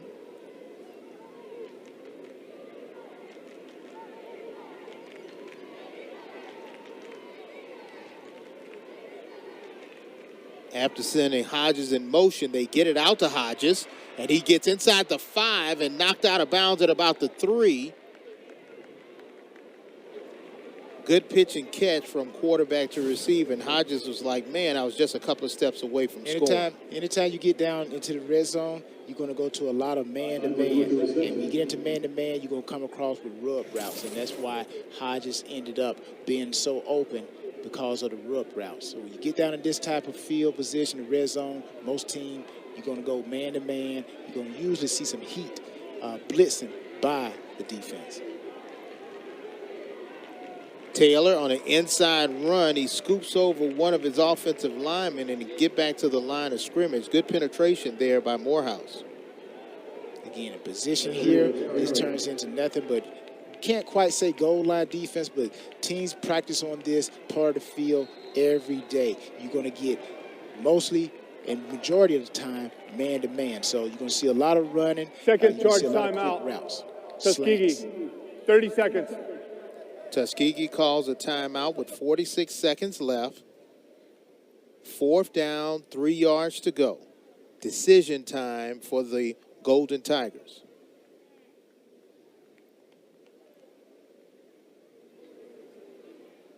And if you're Rich Freeman right now, defensively, do you just go all out blitz or do you try to play more of a man-to-man situation? Well, all-out blitz is a man-to-man situation.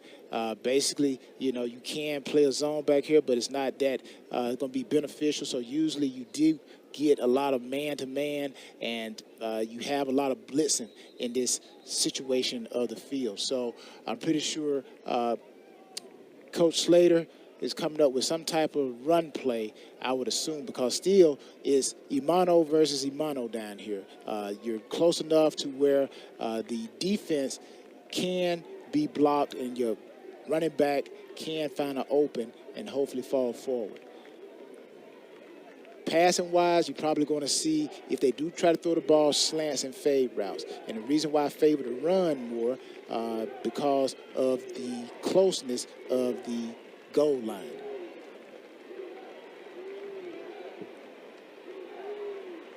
But it's 4th and 3, so you could see a pass here. Williams with some time throws it, and touchdown Golden Tigers. Alexander Mitchell with his first touchdown reception of the year. The senior from Birmingham scores at home. The situations down here again, the defense, they're intense. The sense of urgency is there, and right there you see the linebacker tackles the running back, which probably could have been the linebacker's area of coverage, but nevertheless, intense defense ends up giving up a free touchdown. Tuskegee on for the point after attempt. It is up and it is good. And for big number 85, Alexander Mitchell, product of John Carroll High School in Birmingham, his first reception of the year is a big one, and his first touchdown catch. Play action, linebacker tackles a running back, great play action. Pitch and catch, touchdown, Tuskegee. And that wasn't even a good fake. And the linebacker went for it again. That's how intense it is when the defense gets down and their back is against the wall. And you can see his teammates showing him a lot of love. Most likely when he started his career, he never thought this classic would be played in his hometown, and he is enjoying every minute of it.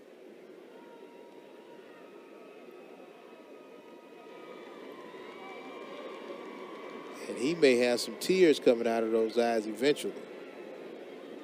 Coach Slater, always stoic, still looking for the next opportunity to score for his team, but now they have a 2-point lead, 42 seconds to play in the half.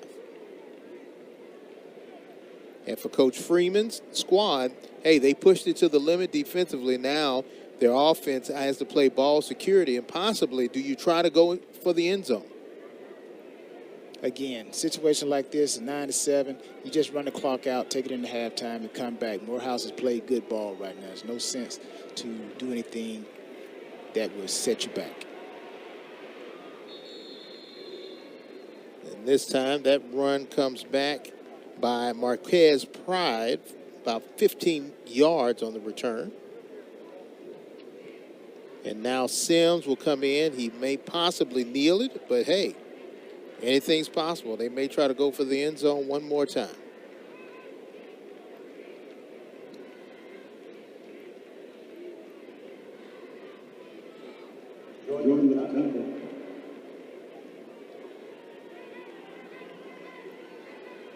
Tuskegee, you're just saying, keep your eyes open. Don't let anything get behind you. Williams, out of bounds. 29 seconds left. They've had some time for another play. And Sims is looking to see. There is no foul for intention.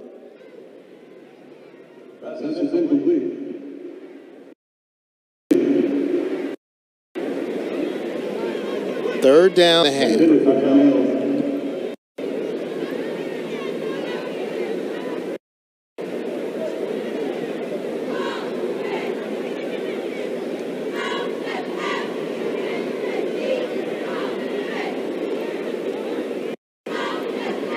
Less than 10 seconds on the play clock. They've got to get the play off or they're going to get a penalty.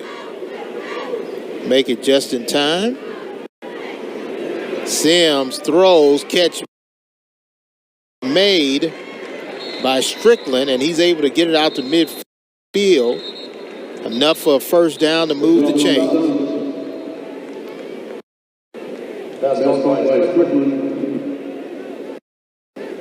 going to see a lot of easy throws by Morehouse. Tuskegee defense really playing a relaxed type of zone defense. Really don't want to give up anything deep. Keep everybody behind you. Let them throw the ball in the center of the field. Come up, make the tackle. Let the clock continue to run. Take this 9-7 lead into halftime. So now Morehouse calls a timeout. And with 12 seconds left to play in the half, is this the time where you start throwing towards the end zone, possibly a long Hail Mary pass? It depends on where you are on the field. If I'm Rich Freeman, again, it doesn't hurt to throw the ball to the end zone.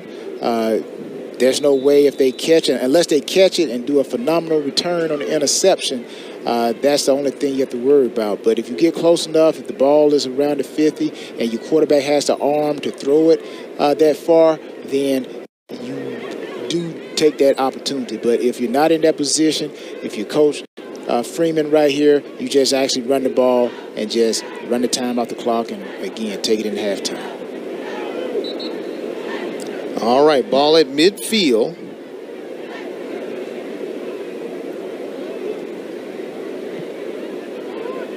Sims, he's going to run it, and he's going to try to make it to the 30, pushed out of bounds with about 5 seconds left. Now that makes that long pass a little bit shorter. And the question is, do you feel comfortable in your kicker to where that's a makeable field goal? And this would be about a 40-yard field goal. The longest attempt so far this season is 38 yards for Fernando S. Delamora. Now, he's hit some farther during his time at Morehouse, but this would be the longest this season and the first one made this season. Kick is up, and it's good. That's Delamora with his first field goal of the year, and he's going to flex it out. About a 39-yard field goal, and with 2 seconds left before the half, Morehouse regains the lead. That's Delamora. He amends for the mistake of the first field goal, comes back and hit a longer field goal. So Rich Freeman, who is in charge of the special teams, I'm pretty sure he's happy as well. And Delamora is happy, and look what he does right after. Flex. Not bad at all. So now up by 1. With 2 seconds left, he's got to do the kicking. Do you kick it deep? Do you kick it on the ground? What do you do in a situation like this, Tyrone? Kick it on the ground, they call it a sweep kick. So you kick it on the ground, sweep kick it, and just let it roll. And when they pick the ball up, the clock actually starts running. So don't think you want to kick it in the air to give them an opportunity to return it, set up a return. So you sweep kick it. You kick it straight down the field on the ground, and the first player that the ball touches, the clock runs in 2 seconds by the time they catch it, or unless they catch it and take a knee, then the clock actually stops with probably 1 second, but that's highly likely. So I'm looking for a sweep kick here straight on the ground. He kicks it high, and it goes out of bounds, so no time has been taken off the clock. That's why you sweep kick it, because when you kick the ball like that, no time goes off the clock. Now, if Tuskegee chooses, they can just throw the ball up. Just take it, throw it up, throw it deep, and if they intercept it, they intercept it. But if your receiver catches it, could be an opportunity for a big play. Looks like Lewis will go back into the game at quarterback. Here comes Lewis Williams. He's our second quarterback of the evening. Bryson Williams started the game, and now Lewis has taken command of the offense.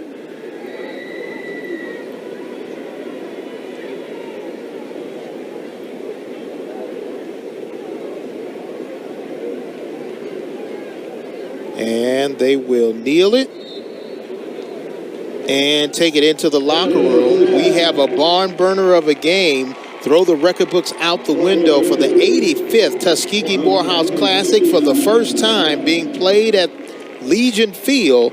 And the magic of the Magic City has definitely come upon this game. 10-9 is your score in favor of Morehouse.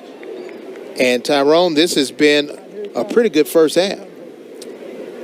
Real good first half for both teams. Not really a lot of excitement, but the score basically is in range for either team to come away with a victory. For Tuskegee, they're in front, so they could come back the second half and hopefully go have a 2-game winning streak.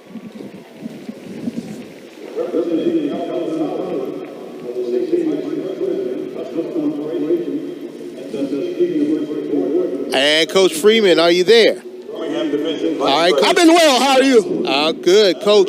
Your offense started a little slow, but it really got on track. What were the things that helped your offense get on track? Well, you know, they made a commitment. We all made a commitment to the running game. Very proud of Mike Sims. I think that's the key to our offense. No one is expecting him to run the ball, and he pulled it and had a couple of gutsy runs, and that opened things up for us a little bit. Defensively, you played a freshman at cornerback, and he stepped up big and got to a big interception.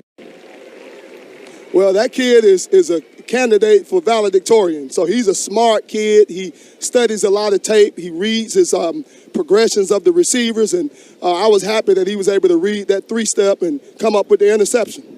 Fernando S. Delamore, he missed one field goal. He hadn't hit one all year, but you still had faith in him. How important was that field goal at the end of the half? Well, he's a really good kicker. A lot of the field goals that he's missed, it's been a pretty much a group effort. It takes a snap, it takes a hole, and it takes a follow through on the kick. So the way the season has been going, there's been something wrong with just about every one of those particular operations. So I think that last one went well, and you saw his leg, and he made the kick. All right, Coach. Thank you so very much. Good luck to you in the second half. Thank you. You bet. And you can tell by S. Delamore as his reaction from the kick. He was definitely hyped up. 10-9 is your score. The Maroon Tigers have the lead, and they're flexing a little bit right here on ESPN. Stay tuned.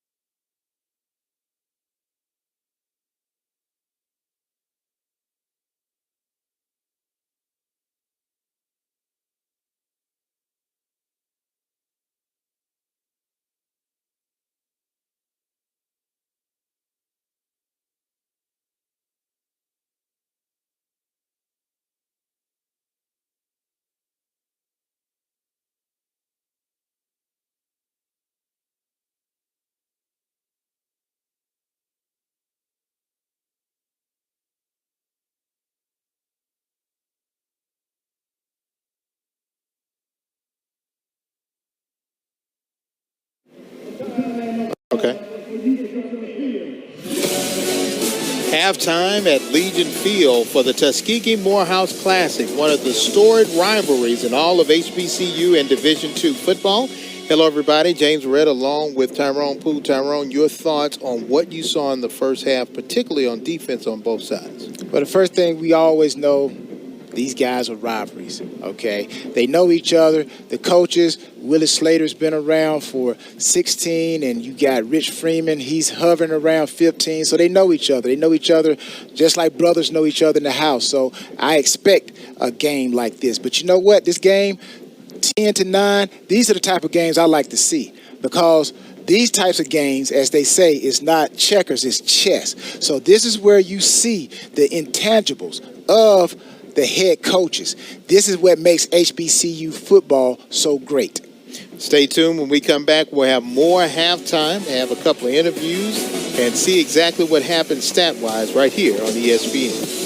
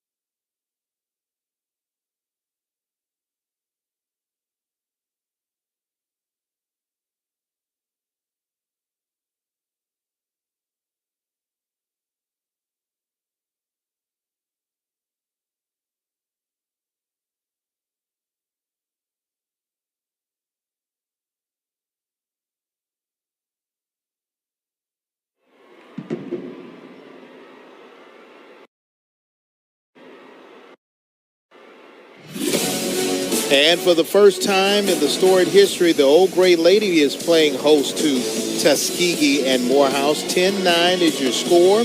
Not only is this a rivalry game, but it's also a key SIAC matchup. James Red along with Tyrone Poole. Tyrone, when we look at both offenses, for Morehouse, they have a senior leader in Michael Sims, and he has been the one to help get them in the end zone. Yeah, just like Coach Rich Freeman said at halftime, Sims is a very important piece to this offense, just as he should be. He's the quarterback, he's the captain, and he's the leader. The offense rises or falls on his ability to throw and run the ball.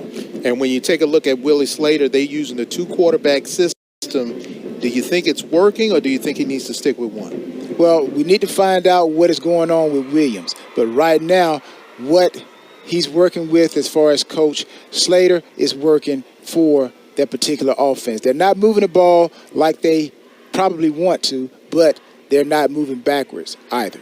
The running backs for both teams, explosive, able to keep their teams in a good offensive pace.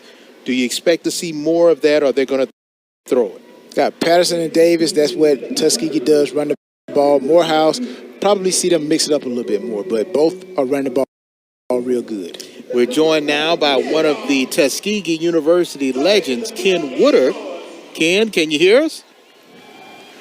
Yes, James, Tyrone? Yes, we're right here. Yes, all right, I'm here. I'm down at the Tuskegee Morehouse Classic. Yes, sir. Old school. Oh. We're going to call you old school, man. You old school. So you represent a little bit of the 80s. So we had Drayton Florence on. He was kind of like a little bit of the present. You're the past, but you're good past. You're the one that set the foundation. What are you seeing today, this night with Tuskegee Morehouse? What are your thoughts about the game so far? My thoughts about the game so far is that it reminds me back when they had the Jet magazine, and I was SIC Player of the Week back in 1979, and we playing the Morehouse Classic in Columbus. It's a great field right now, because even though Morehouse Maroon Tigers is 0-5, what we got going on is a battle of a classic, and when the classic comes down, everybody bringing their A game. You see some great plays by both sides on effort. You know, quarterbacks making charge. Let's see a lot of second effort out there. That some things you can't coach. You gotta have it, and gotta have that will to play. And that's what you get from HBCU, is that will to play. And you know, because they out there, and it's a great challenge, and it's the classic, and it's in rare form to score 10-9. You can't get better than that. If you're in the locker room right now with your defense, what are you telling the defensive guys now? I'm telling my boys up front, hey, control that O-line up front, and I like the way they're putting pressure on that quarterback from Morehouse. Morehouse, that Sims, he got a timing pattern with a rifle out there that can really zip that ball in there that we probably gonna see again. You know, them timing routes, you know, Tyrone at that corner spot, you know, that linebacker got to get back there, but do that play action. But that's what we did to get that touchdown down here for the Golden Tigers, where we did the play action, and Torian Taylor took the ball. He took the play fake, and we threw it to the tight end, big 85, and that was a great job of the play action like that. Them timing routes, we will see a lot of that of execution. Yeah. Let me ask you this, Ken. We're going to fast forward. What was it like your first year going into the pros? I'm like, for me, I thought the toughest thing was the adjustment of the mental part of the game from HBCU to the NFL. What was your biggest adjustment from HBCU Tuskegee and you went to the Denver Broncos? What was the difference? What was your challenge? My challenge, it was so many. My biggest thing was the day I got, when the last day of cut, Tyrone, I tried to hide in my hotel room because I knew it was the last day to get cut, and I didn't want to go down there to get cut. But my name was already on the locker, and I came there. That was the biggest adjustment, to see my name in writing. And the first time, as opposed to going to McDonald's after a game, I started going to a restaurant with fork and spoon and a napkin. You know, we can feed ourselves now. You know, Division II, you know, we got to eat whatever the double meat is in the cafeteria. You know, we didn't have the luxury of what some D1 schools may have, but my luxury was I was able to be able to eat a good meal on a regular basis, and like say, we had finally arrived, and I just wanted to go to work every day. I loved it, 6-7 days a week. Ken, thank you so very much for joining us, and congratulations on graduating in 2019, and we will definitely check in on you again. Thanks a lot.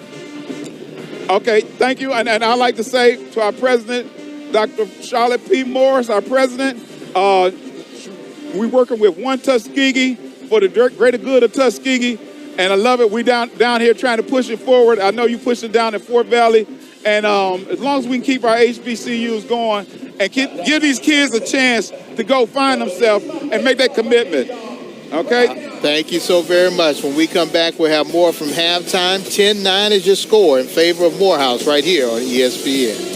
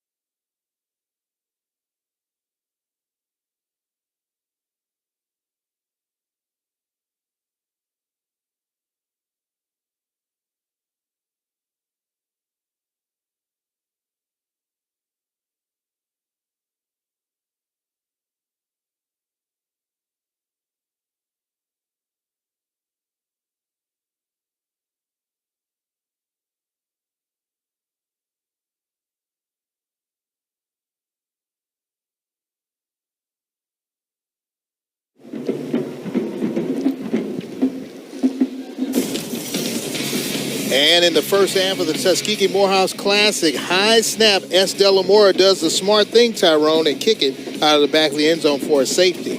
Then a big interception by Darian Pittman, which sets up the score by Michael Sims, and they get on the board. It's 7-2 at that point, but then it's a fumble recovered by Elijah Campbell, and then the field goal miss, which gave Tuskegee some life. And then Tuskegee goes long to Stephen Hodges, and he makes a key reception, which sets up the tight end getting his first reception and first touchdown of the year. And then S. Delamora with the longest field goal of the season. And then his reaction, not only is he happy, he's flexing. And not bad, Tyrone. I mean, 10-9, this is what you expect from a Tuskegee Morehouse Classic matchup. If you're a football fan, these are the type of games that you want. Again, it's not checkers, it's chess. This is where strategic moves, everything has to be accounted for. Special teams, offense, defense, penalties, you can't have them. Turnovers, you can't have them. And I feel like the team that comes out and plays the best ball, no turnovers, don't shoot yourself in the foot, that's who's going to win this game. We haven't seen a lot of long passes. We did see a couple of Hodges, but for the defensive backs on both sides, what are they going to have to do in order to play an impact in this game? Well, I believe you're seeing more man-to-man from Morehouse. Not really seeing too much of that from Tuskegee, but they have mixed in man-to-man. I expect to see the defensive line for each team, Morehouse and Tuskegee, to continue to put pressure on the opposing team's offense. And if they can do that, then somewhere there's going to be an errant pass, hopefully a pick six. Now, the young man Pittman who got the interception for Morehouse, he's just a freshman. They put a senior in Hodges on him. Hodges was able to get a couple of receptions. What do you tell a young freshman who's already made one big play? Do you expect him to get picked on again in the second half? I just tell him to keep playing. Just like old Al Davis, God rest his spirit, he would say, just win, baby. So you tell the defensive backs, just go out there and play, baby. They just go out there and play. Offensively, what do we expect to see from both teams coming into the second half?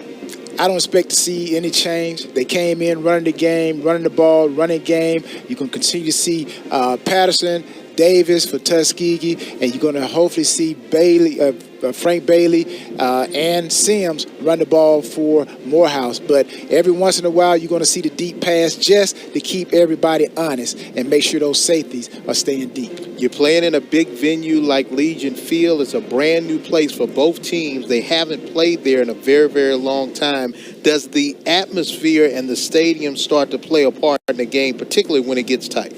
Well, as we've heard and we've seen, the atmosphere is not too much bothering the teams. When an atmosphere bothers the team is when the noise gets loud and the quarterbacks can't go through the checks. You start seeing a lot of penalties, offsides, forward, illegal motion and movement, encroachments by the defensive line. We haven't seen too much of that, so that tells me that the fans are not really having that much of an impact on the game. But as the game goes along, they're going to start to get louder. The lights get a little brighter. The plays get a little bigger. Does that play?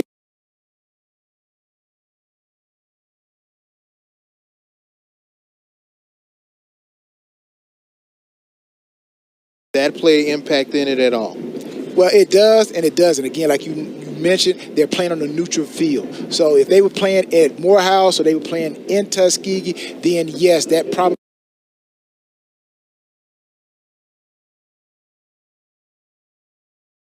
have a big impact. But since they're playing on a neutral field, it's kind of balanced. So if Morehouse offense is doing good, then it's not going to be saying too much. But if Tuskegee is doing good, then Morehouse is not going to be saying too much. So that's what happens when you get half and half. But when we get back to the game, it's going to be both fan bases are going to really be impacted by the arena, by the stadium, by all of the fanfare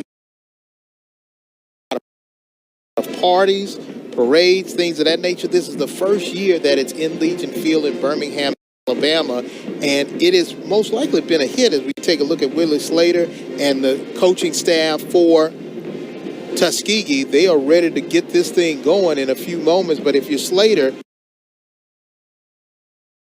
and keep this offense rolling, I think you're going to see Tuskegee play just like the demeanor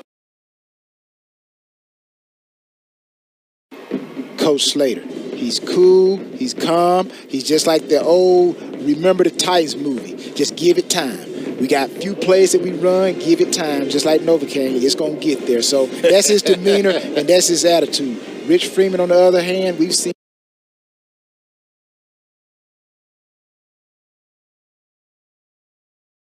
and we've seen him point the finger, wave the arm. So that's two tales of two cities between the coolness and I've been here and I know what I'm doing, Coach Slater. What Coach Freeman does, he really gets vocal at times. Now they may have a change at quarterback as S. Delamora will kick off to Tuskegee. First possession and have possession of the ball as we get things rolling here in the third quarter. Tuskegee take it from their own 3, and Valcine is knocked quickly at about the 19-yard line. And that's where the Golden Tigers will take over. And Lewis Williams will go in at quarterback. He was perfect, 4 for 4, throwing the football in the second quarter. Came in spell of Bryson Williams, who was 1 for 4 passing the football for Tuskegee. Yeah, it does look like Lewis Williams has a stronger arm. We've seen him put a lot of zip on some short throws, and we've seen him throw the ball deep. So evidently, Coach Slater says that this young man, if they need to throw the ball deep, they can throw it deep. And we see Coach Slater, he is a master of working 2 quarterbacks And he actually likes it. He likes having two quarterbacks in there. Yeah, he says he likes it, but a lot of the players say they don't like it. Again, it's the chemistry. Sometimes you have better chemistry with one quarterback over the other. Now an inside run by Avante Patterson, and he's able to get 1, possibly 2 yards. Land right there on the tackle. And for Patterson, he had 46 yards rushing on 10 carries. His longest was a 31-yard scamper. Yeah, this guy, again, just continue to feed him. He gets stronger as the game continues to go. So he's going to be a vital play in this Tuskegee offense.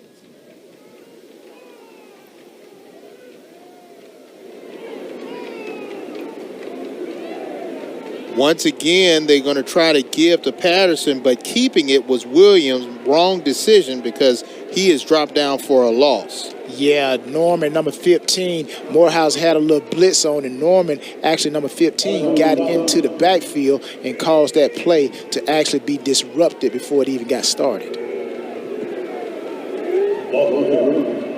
3rd down and long, 3rd and 11. For both teams, 3rd down conversions have been somewhat of a struggle for Tuskegee. They have not converted. They did not convert in the first half. 0 for 4 for Morehouse. They were 3 of 8.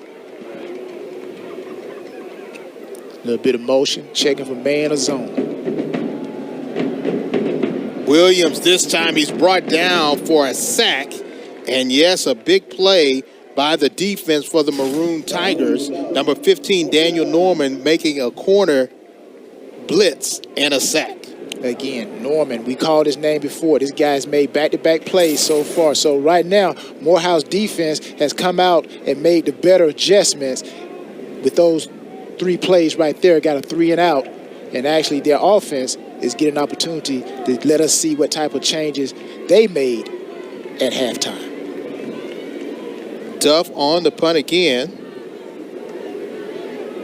First half, his average was 39.3, and whoa, could have possibly been a face mask there, but no call, and a good open field tackle by number 31, Caleb Grant. Yeah, sometimes when you're coming downfield, you just try to get your arm out there because the receiver's going in the opposite direction. I call that bodies in motion, and that's a non-penalty type play. The DB or the defense is going one way, the offense is going another way. You try to stick your arm out there. It's almost like tripping up the legs. So in this case, the arm was a little higher, and it actually got him around the helmet. Already in Golden Tiger territory is Morehouse, with Sims still at quarterback. Ernest Davis is wrapped up immediately. Nice play there by Frederick Austin, the big sophomore defensive tackle, able to wrap him up along with big number 90. Making a big play for Tuskegee is Edward Verdee. Yeah, if Morehouse is going to run the ball, if their offensive line, Baker and Warmack and Smith, Thompson, all those guys, if they're going to get the ball where Davis can run it, they got to make sure they have Frederick Austin accounted for. Davis gets the flare pass, and he may have gotten back to the line of scrimmage, but he was brought down by Kobe Mitchell and company. Hey, you know how you shut down a flare pass? You know how you shut down a screen? Hustle. And right there, you saw a lot of hustling by the Tuskegee defense to get over there and shut that play down. 3 of 8 was Morehouse on 3rd downs in the first half. This is their first 3rd down opportunity here at 3rd and 11. Neither team has been that good on 3rd down. Let's see if that changes. Getting some pressure. Mitchell in pursuit of Sims, and he's going to throw this one way out of bounds. 3rd and 11, you're going to come with pressure. When you come with pressure, that's the ideal. The idea is to put pressure on the quarterback, get him out of the pocket. The only thing with that is every defensive call has a player that is contained a quarterback, and right there they did allow the quarterback to get outside, but nevertheless, it was an errant, long foul ball. Back deep for Tuskegee is Kedrick Green. And he's going to let it bounce, but it does take a Morehouse bounce inside the 5. And will they mark it down on the goal line? Yes, they will. Great punt by Fernando S. Delamora. He gets a good field goal to end the first half, and now a good punt. When we come back, we'll see if Morehouse defense can keep them pitted in their own end zone, or will Tuskegee try to work their way out of the hole. You're watching.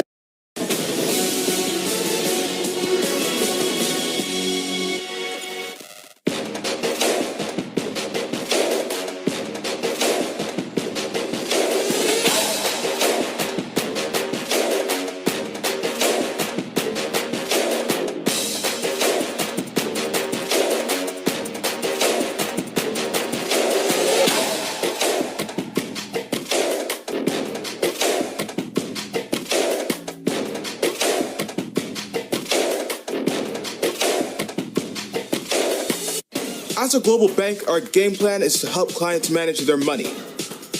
We're a team of challengers, thinkers, and go-getters. Together, we bring out the best in each other. With our partner SIAC, we're creating pathways for the next generation of talent. We're scouting bankers, advisors, techies, and yes, athletes. Kick off your career with UBS.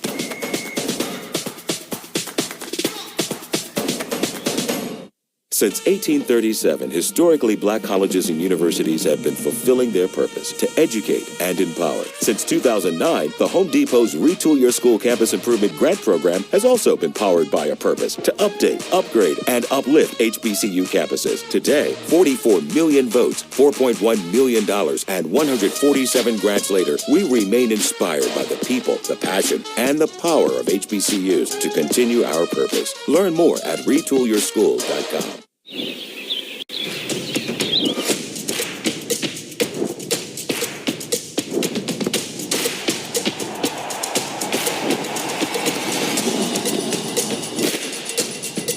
For all the ways you love to play, Academy Sports and Outdoors makes it easier than ever to get what you need and have fun out there. Get free shipping on your favorite brands at academy.com, or get free curbside or in-store pickup at your Academy store. And Coach Freeman is definitely happy that his special teams played well. James read along with Tyrone Poole. Tyrone, you were talking about the last punt coverage, and it really came down to inches that kept them in the hole. Yeah, you know, we talked about it when this second half kicked off. What do you not want to do? And right here, you notice Morehouse, right, the number 26 for Morehouse, Slayton, if he had touched that ball, we could be seeing Tuskegee with the ball on the 20 instead of right there on the goal line. And now working out of a hole is Lewis Williams out of his own end zone. He's going to throw it out of his own end zone. Long pass, incomplete. Pass intended for Jamal Pritchett, the second leading receiver on the team. That was incomplete. Yeah, that's a gutsy call to pass the ball out of your end zone, because any type of holding by offensive lineman is a safety. But the thing is here, I see why Tuskegee tried to throw the ball, because their receivers are getting behind the DBs of Morehouse, as we saw right there with Pritchett. Second down and 10, ball on the 1.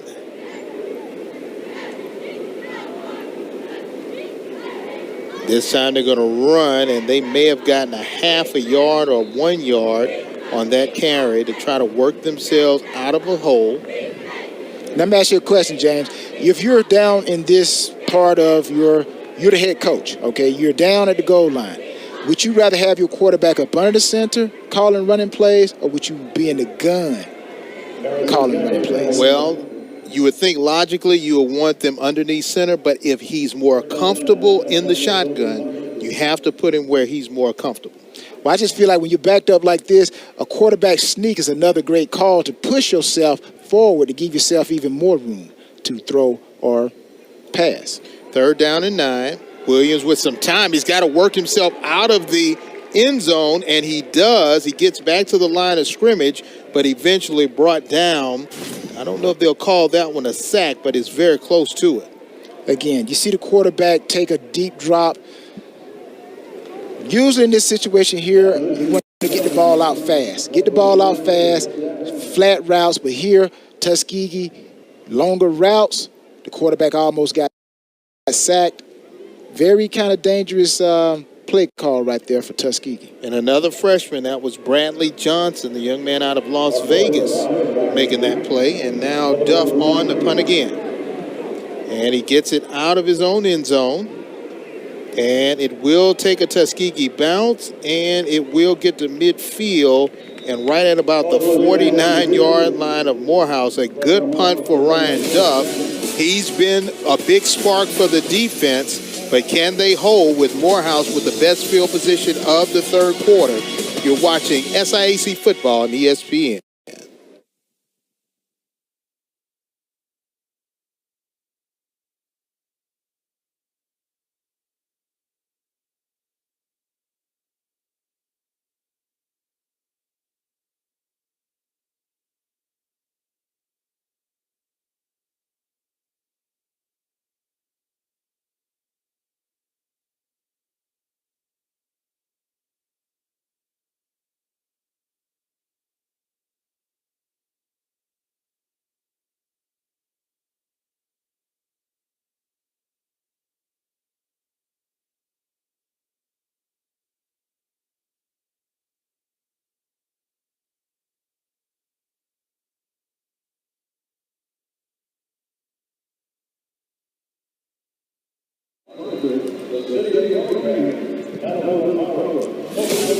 Head coach Rich Freeman of Morehouse Maroon Tigers with the stoic look, but his team has a 1-point lead and 2 quarters away from getting their first victory of the season against one of their biggest rivals, Tuskegee. Yeah, anytime you can get out the snide, as they would say, get that goose egg off of the record, you always want to do that. Ball right at midfield for Michael Sims and this Maroon Tiger offense. Ernest Davis goes into Tuskegee territory and knocked down at the 45. A good gain for the Maroon Tigers. Yeah, this time you saw the shift by Morehouse's offense. They did this before. They shifted. Again, they're trying to get a numbers count. But this time Tuskegee was able to rotate in the safety, in the secondary, rotate down, and actually Morehouse ended up running into the strength of that Tuskegee defense. 6-yard gain, 2nd and 4.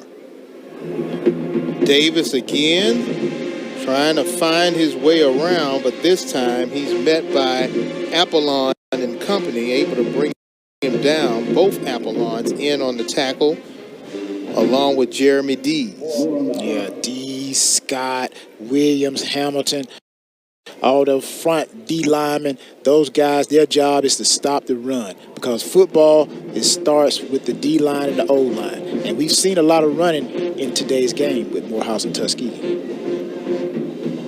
Shift again. Keeper on the RPO, and this time he goes nowhere fast. DeVere Hamilton, the young man out of Compton, California, by way of Utah, University of Utah, able to make the big play. Again, you saw the shift, trying to outnumber Tuskegee's defense. Right here, Sims, like he might have missed the pocket of the running back right there. Kind of left it on his hip, and he had no choice but to keep it, which turned out to be a big play for Tuskegee. And that defense is saying, yes, we're going to hold them as long as we can to get our offense back on track. S. Delamora with a nice punt, trying to get it inside the 20. It does not take a Morehouse bounce. And they're saying that it possibly touched a Tuskegee defender. And let's see, they're pointing that it could be Morehouse ball. Let's see what the official call will be. No, every time you do a punt, there's always communication that the punter returner has to do. Hit the receiving team's helmet, and then was recovered by the offense. First down, Morehouse. Let's take another look. Yeah, here, if It hit one of the return men on the top of the helmet. now here is again, we said earlier that the second half is going to see who makes the most and least mistakes. Right here, I put this on the returner. The returner has to know if he's not going to catch the ball, he need to holler Peter, Peter, Peter, whatever the call is. That tells your return guys to get away. And when you hear the Peter, Peter, Peter, they all turn and run towards the sideline. But I put that play on the returner right there. Caleb Grant with the recovery, and it was Taylor. It hit his helmet. Sims in the back of the end zone trying to find a receiver. Incomplete. Pass intended for Marquez Pride.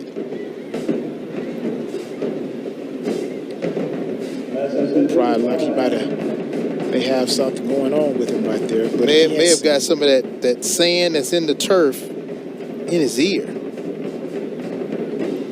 But he's an important guy. Tuskegee want to make sure that he can stay on the field as much as he can. Second down and 10, ball inside the 30 at about the 23. Now Davis able to get inside the red zone, and he pushes forward down to about the 15, close to a first down. Yeah, you see the shift again, the same shift by Morehouse. Now, my question is going to be, will Morehouse have something to counter this? Because right now, every time they've shifted, they have run this play. So are they trying to lure Tuskegee to sleep, do a shift, and then come back with some type of action off of that? The shift again. Third and short. Give again to Davis. He's on fire. Spin move and close to the goal line, and he's tripped up and brought down at the 2. Great run by Ernest Davis. Again, football is all about numbers. You run to the numbers. And right there, again, that's why I said Morehouse is doing the shifting. Now what Tuskegee has to do, they got to balance up on that shift. As you see Tuskegee begin to balance up a little bit more. Davis again, he's in for the score. Touchdown, Maroon Tigers. Somewhere on that defensive line, somebody's getting cut off, and that gap is wide open. That's why you see Morehouse continue to go to it. Somebody up in the booth is telling Coach Freeman on the field, continue to run that play. They cannot stop it. It don't look like Tuskegee can stop it. And for Coach Freeman, he's seen these leads before. Sometimes they evaporate, sometimes they hold. Fernando S. Delamora for the point after attempt.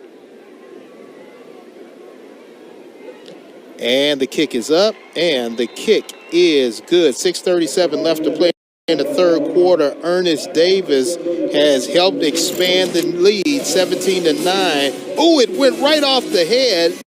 And then from there, it was Davis into the end zone, and now the Maroon Tigers are a quarter and a half away from their first win of the season.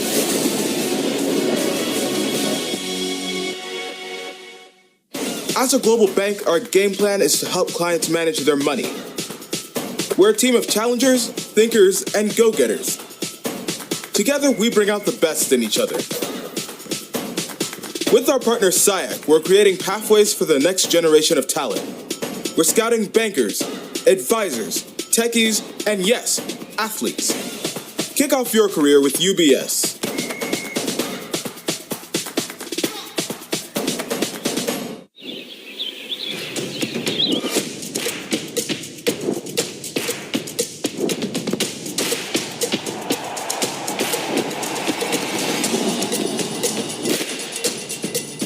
All the ways you love to play, Academy Sports and Outdoors makes it easier than ever to get what you need and have fun out there. Get free shipping on your favorite brands at Academy.com or get free curbside or in-store pickup at your Academy store.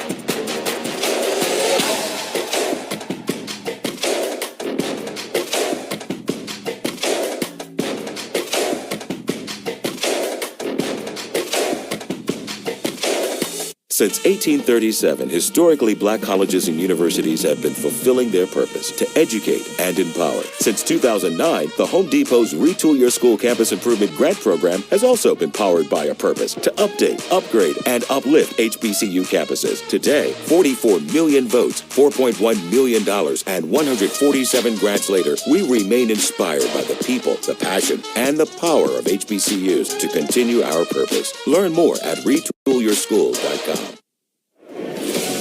Coach Freeman now, we see a little smile coming out as that lead has expanded from 1 to now 17-9 in favor of the Maroon Tigers. But, they still have not sealed this one as a victory. No, they haven't sealed it. And what I see right now, what Coach Freeman needs to be telling his defense as Tuskegee gets the ball back, the defense, the corners have shown that the receivers of Tuskegee can get behind them. And this one will be a cruiser out to about the 20. One of the up backs will take it out to the 30 and stay right there at the 30. Good open field tackle made there by Morehouse's number 10, Kevin Donaldson. Yeah, so you kick the ball to somebody who's not used to returning it, and number 81 right there, Hand, he was not used to returning that ball. Plus, it messes up the return as a whole when you sweep kick it like that. Now Lewis Williams will have to rally the Golden Tigers as they trail 17-9. He came in the second quarter and was perfect 4 for 4 in the second quarter and has struggled a little bit here in the third.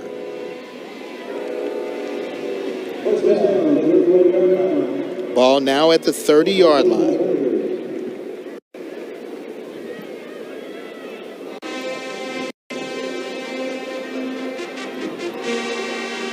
Inside give to Patterson, and he does a nice spin move to get away from Gertman, but Gertman grabs the leg and brings him down. Yeah, great downhill activity right there by Gertman. Good little read by him to read run. Basically, he's reading his tackles, and when he see them tackles blocked down, he know his run, and he shoots right up, fires right up, and get into the backfield just like he did right there. Great play. Give again to Patterson. And this time he's met by Carlito Gonzalez. And he's able to bring him down, but not before he gains a few to bring up a possible 3rd and short. Yeah, even though Patterson picked up positive yards, I like the fact that how Gonzalez came down and actually put an exclamation point, actually had a little thud right there. If we had some sound on the field and had sound where we could just hear that collision, I bet you that was a little bit of pop right there. 3rd down, 2 yards to go. Keeping it on the ground so far has worked for Tuskegee. Stay on the ground again. Patterson gets enough for the 1st down, and they'll move the chains. Gertman right there again for the tackle. Yeah, great penetration right there by Morehouse's front 4, but the problem is they over-pursued and actually allowed Patterson to make positive yards based off of the aggressiveness of Morehouse's front 4. And right now you can tell Patterson's hurting a little bit, trying to shake it off.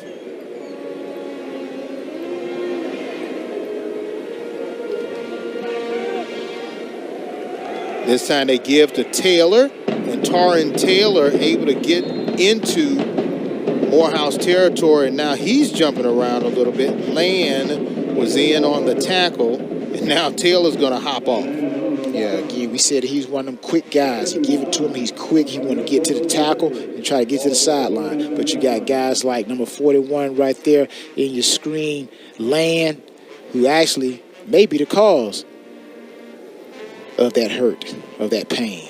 Now Patterson back in at running back. They still have their fullbacks, Goodlow and Bryant, in there.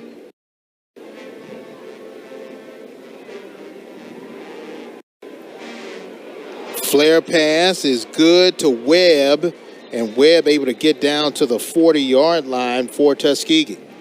Yeah, we said how Gertman came up on one particular play and stopped in the backfield right here. You see Gertman flash by, missed tackle. That's what these plays are designed to do, to get a one-on-one with the receiver and the DB And see right there, the DB Gertman missed. Webb was able to catch it and get positive yards for Tuskegee. Patterson trying to get around on the end. Oh, he slips and just falls down, trying to do a cutback, but his cleats wouldn't work for him on that one. Yeah, that's what you call a little bit of imbalance. You're on the balancing beam. He was leaning too far back and fell off. But either way, it's right here. Great pursuit by Morehouse. Nowhere to run. And actually looked like he might have just fell down himself and gave himself up right there. Land was right there in pursuit and gets credit for the tackle. 2nd and 12 for the Golden Tigers.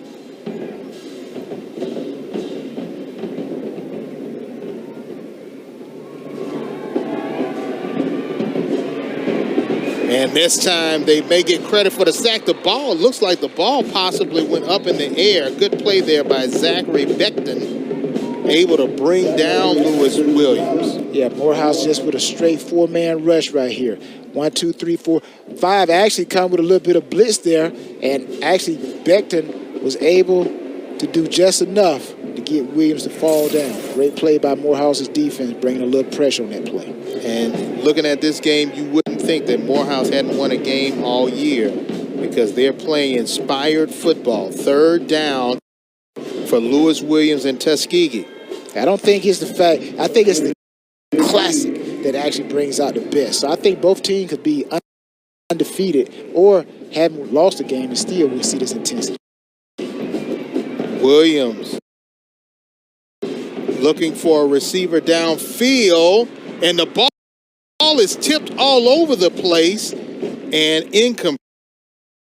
It turned into a mosh pit right there. 2 receivers, 4 DBs, and nobody gets the ball. Yeah, that's a good word, I guess, that mosh pit. But the thing is, you don't want the quarterback to throw a ball up in the air like that, James. I'm like, here, it's just like a punt. It's too many people around. He's throwing off balance, and he's lucky that ball wasn't picked off. I mean, they had enough maroon shirts there, but it just tipped and did not go that way.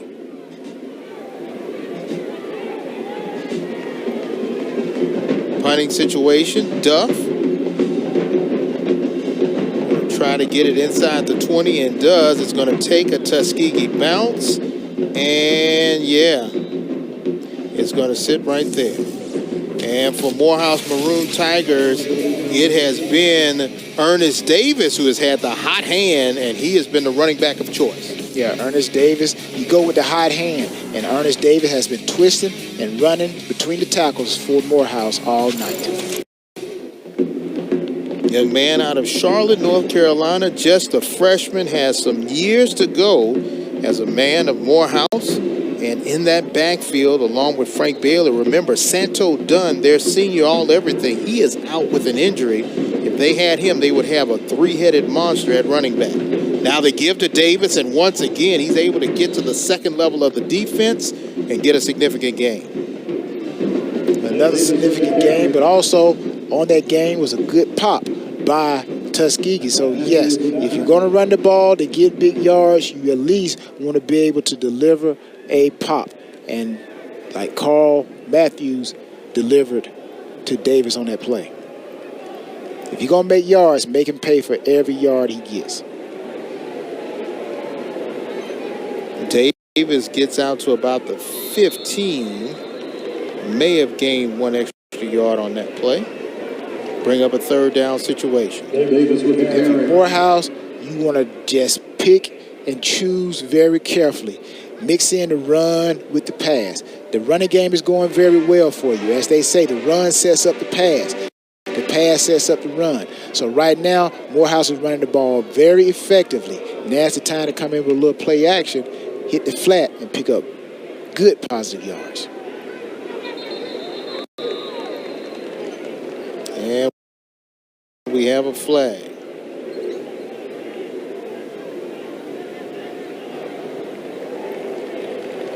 False start.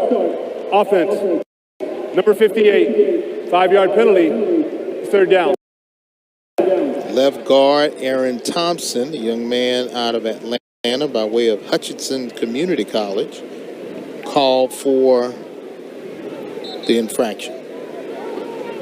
Yeah, you saw Coach Freeman shaking his head like, come on, man.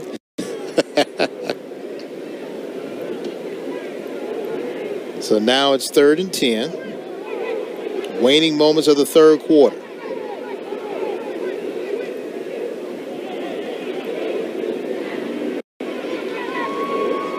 Getting some pressure. Finds Keandre Turner, his tight end, and his tight end is off to the races.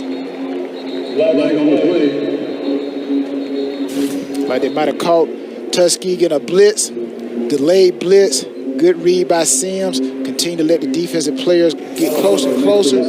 Nice little pickup. But there was a flag, and it may be against Tuskegee. Let's see what the official call will be.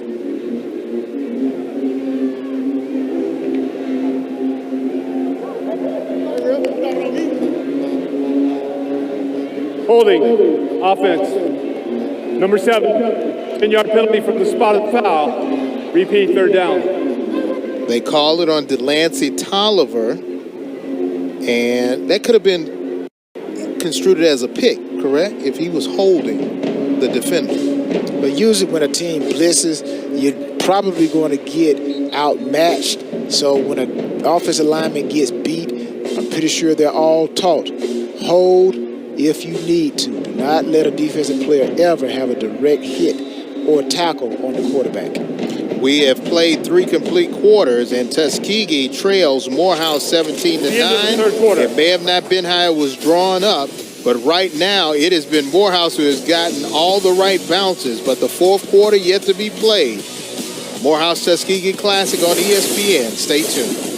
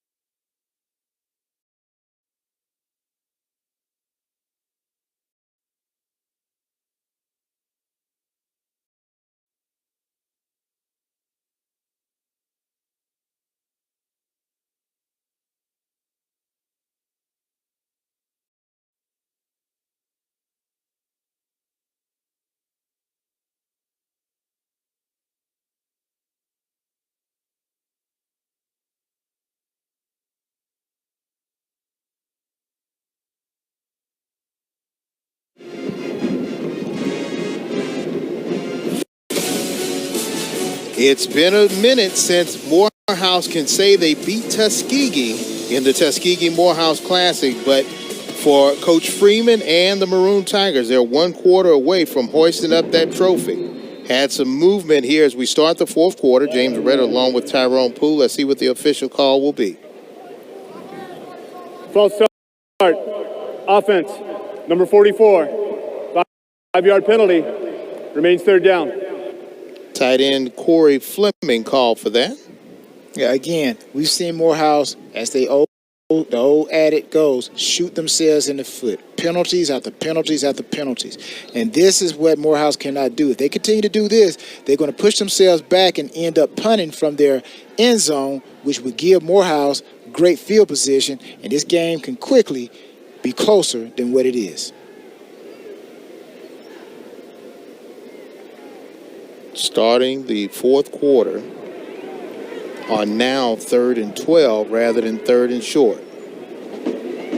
Sims, and looks like he's could possibly be called for an intentional grounding, but let's see. And looks like he was in the end zone. That could possibly be a safety, but let's see what the official call will be. Rare that you get two safeties in a game.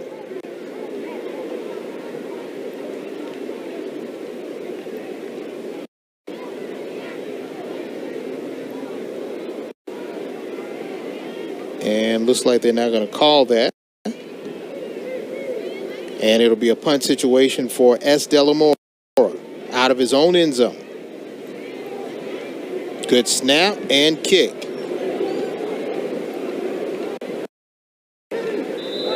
And fair catch, good field position for the Golden Tigers of Tuskegee. When we come back, we'll see if the Golden Tigers can get their offense going. Right now they're struggling as they trail 17-9 right here on the ESPN.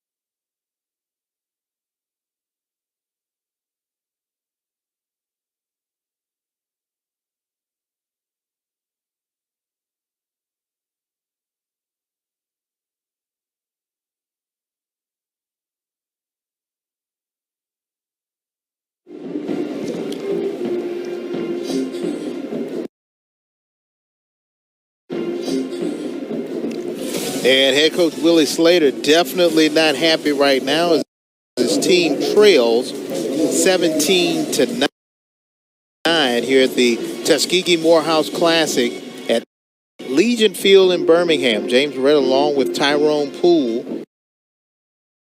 And this is not necessarily what some people expected, but definitely if you're a follower of this game, you expect every time it goes down to the wire. Lewis Williams going to throw deep, trying to find a receiver, and great breakup right there. The freshman, Darian Pittman, once again steps up big. Yeah, Pittman stepped up big right there, but he was actually beat. He was actually beat. If William could have settled his feet and gotten more of his body into that throw, that was a touchdown, and quickly the game would have changed. But again, Pittman knocked the ball down, but actually Ogletree was wide open. Ogletree actually had to come back to the ball, which allowed Pittman to be able to make a play.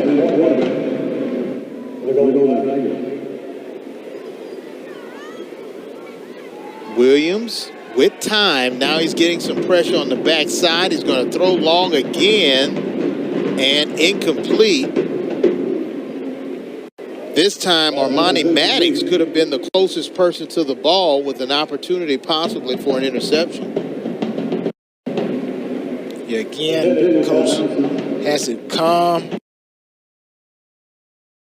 Williams down and just have him just to play football. Throw the ball where the open man is. Take what the defense is giving you. Don't always try to go for the home run. And sometimes when you've done a good job and you see sometimes you guys may be open, it makes you want to go to the well too many times. So right now, Williams needs to calm down, get his rhythm back. Inside run by Patterson, but a good tackle for a loss. Stepping up big is Daniel Norman from that cornerback spot. That was a slow developing play right there. Might have looked like Williams didn't know which way to turn. You can see Patterson shaking his head like the play was all thrown off. So, again, offense is all about timing. And right there, Tuskegee, he's talked about it again. It's a broken record. You don't want to shoot yourself in the foot. And on that play right there, the timing was totally off.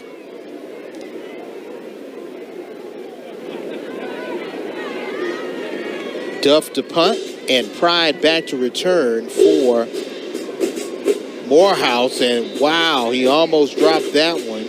Called for a fair catch. And he was able to hold on to the football.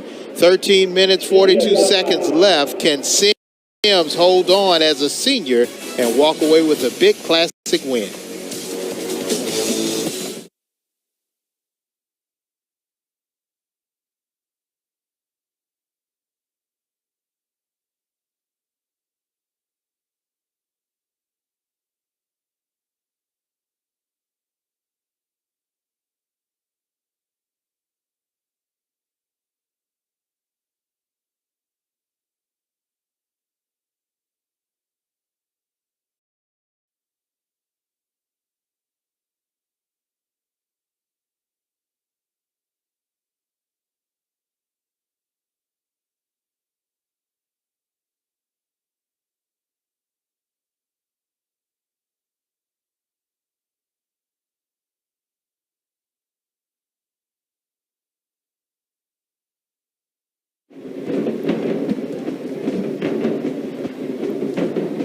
Michael Sims, the undisputed leader of the offense for Morehouse. What makes his story a little interesting, so far this year, he has not thrown a touchdown pass, but still has been able to lead this team despite their 0-5 record. They're a little bit over 13 minutes away from getting their first win of the year and only their second in the last decade in the Tuskegee Morehouse Classic. Ernest Davis this time goes nowhere fast, and he stopped in his tracks cold by that defense of the Golden Tigers. Yeah, you saw number 90 Thomas right there just sling Davis around. Watch that. Just sling him around. Hey, big boy versus little boy. That's a big man right there, number 90. He's shaking his head. Not on my watch. And he's 5'11", 300. That's almost like a big tree stump. Yeah, that is a tree stump. But, hey, that's the type of guys you need. Like I said, defensive linemen, they come in all heights. Offensive linemen usually are the guys that are going to be consistently big and tall. Sims.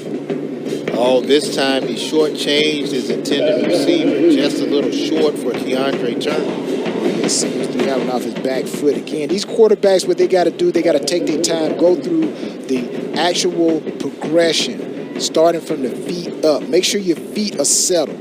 Make sure you have a good throwing action, and you won't see too many miscues of a skip. Usually when the ball skips, you're not throwing the ball with great mechanics. Kind of like golf. Anytime you see that slice or you see that ball go a direction you don't want it to go, usually you didn't hold your club head in the right direction. Now Tyrone, do you slice some? I think everybody slice. Slice of pie, slice everything. Bubble screen trying to go back on the inside was Pride, and he was able to get some yards, but not enough for a first down. And yes, the defense holds, and Hamilton right there holding up fourth down, and he get off the field with a 3 and out. That almost turned into a big play for Morehouse. They had enough blockers out there, just that Pride couldn't keep his feet, but that was could have turned into a big play for Morehouse. As Delamore does all the kicking for Morehouse.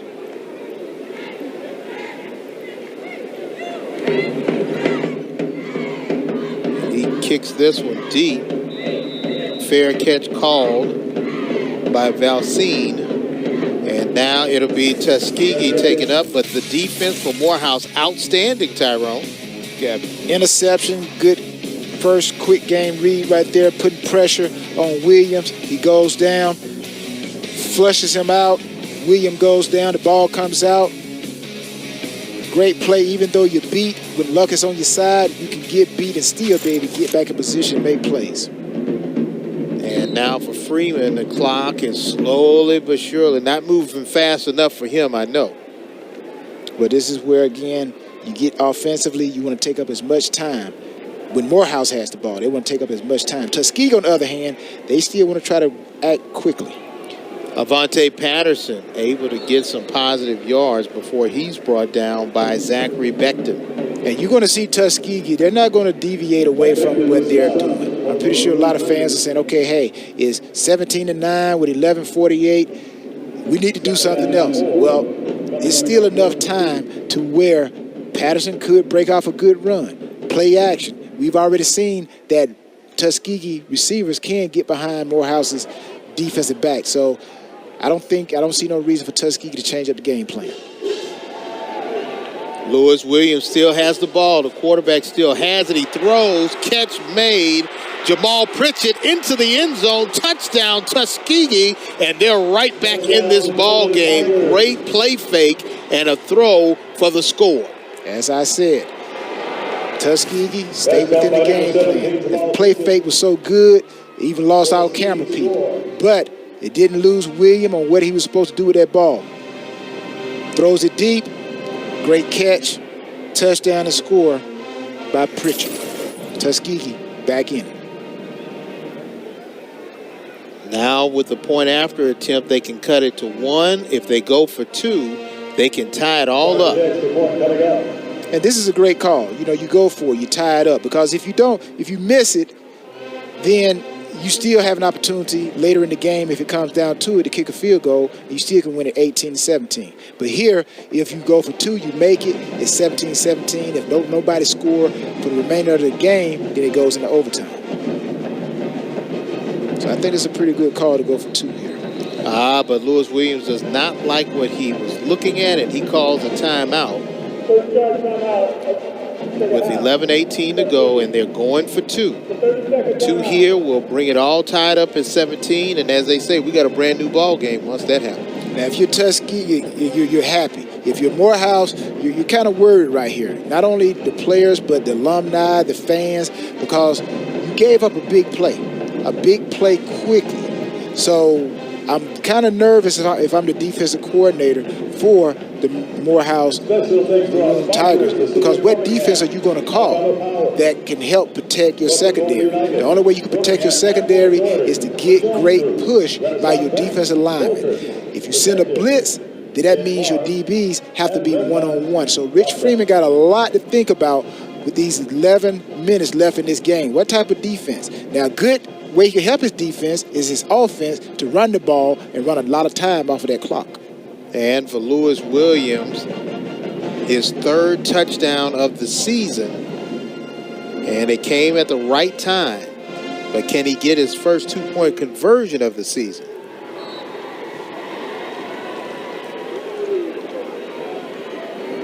He's got Hodges split out on the far side of the field, his number one receiver. Going to throw a bullet over to him, batted down. Once again, that young man, Darren Pittman, is able to make the play.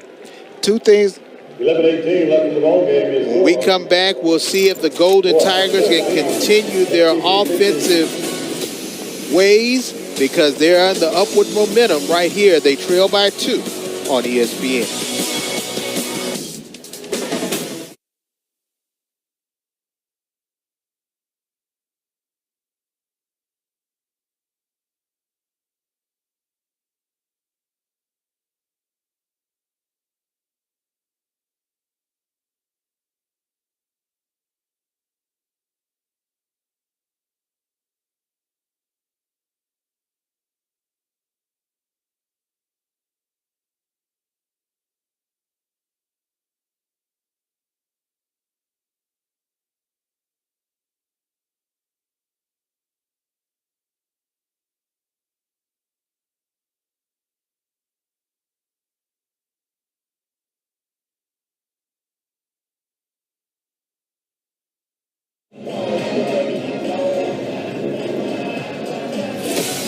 Rich Freeman's defense did hold on the 2-point play, and now they hold on to a 2-point lead here at the 85th annual Tuskegee Morehouse Classic. James Redd along with Tyrone Poole.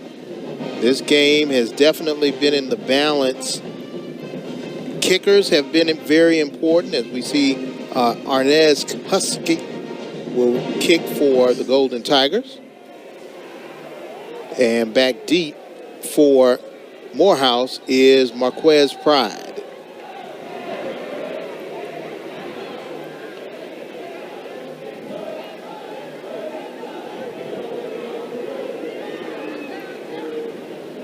Check and see if everybody ready. I used to love the kickoff, man. The guy, he'd come up, get his full speed, kick it off, and let's go get somebody. You like it when they kicked it to you? I did a little bit of kickoff coverage, too.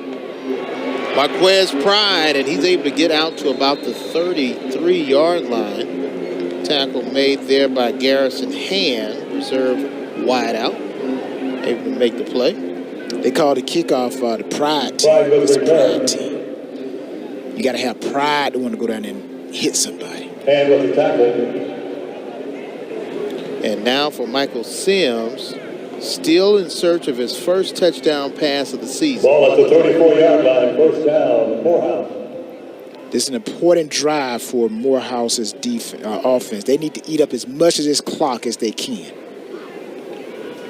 And Ernest Davis this time breaks the line of scrimmage, runs into a sea of white shirts, gets out to about the 37, 38-yard line. Leading the way, Woodley Apollon and company.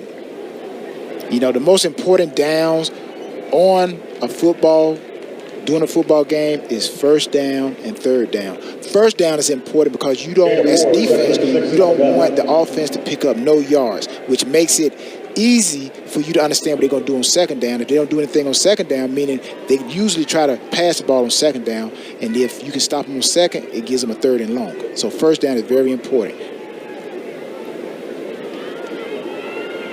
Sims now being pressured.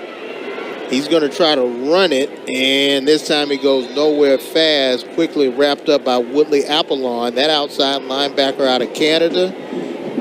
And you know what? At this point, if I'm Apollon, I'm going to say I'm Canadian. That's what we do. Apollon, you know, to me, the game has gotten so ticky-tacky. Like, again, I understand what they're trying to do, but sometimes you just got to let them play football. Just let them play football. As long as it's nothing detrimental, you're taunted to the point where you're trying to hurt someone, man, let them play. That's just me. Maybe I'm a defensive guy. After the play, unsportsmanlike conduct, defense, number 15, 15-yard penalty, automatic first down. That is number 15's first unsportsmanlike towards disqualification. There's emotions out there on the field, James. Emotion. Tackle, okay. Standing up. Just let them play. Just let them play. That's part of the game. I'm like, you're talking trash. You're talking noise. You know, that's just part of the game. It's just like if you were to see in the NBA when they dunk, and sometimes they just hang over the guy who they dunked on. Man, to me, I like to see that. That tell the other guy, hey, next time you better do something different. I'm going to dunk on you again. First and 10 play ball. now in Tuskegee territory. They're going to give it to Davis again.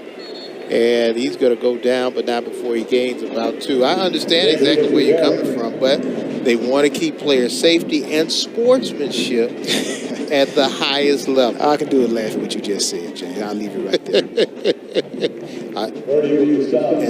That's why they're doing it, Tom. Yeah. Well, defensive guys think differently. So you sound like an offensive guy or a guy who probably just held his helmet on the sideline. Which one were you?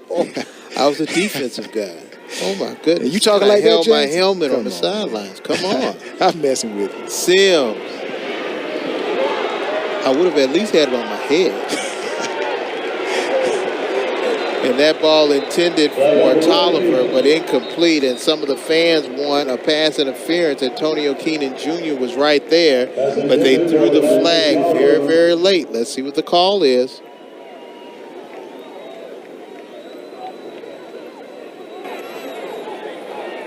Pass interference.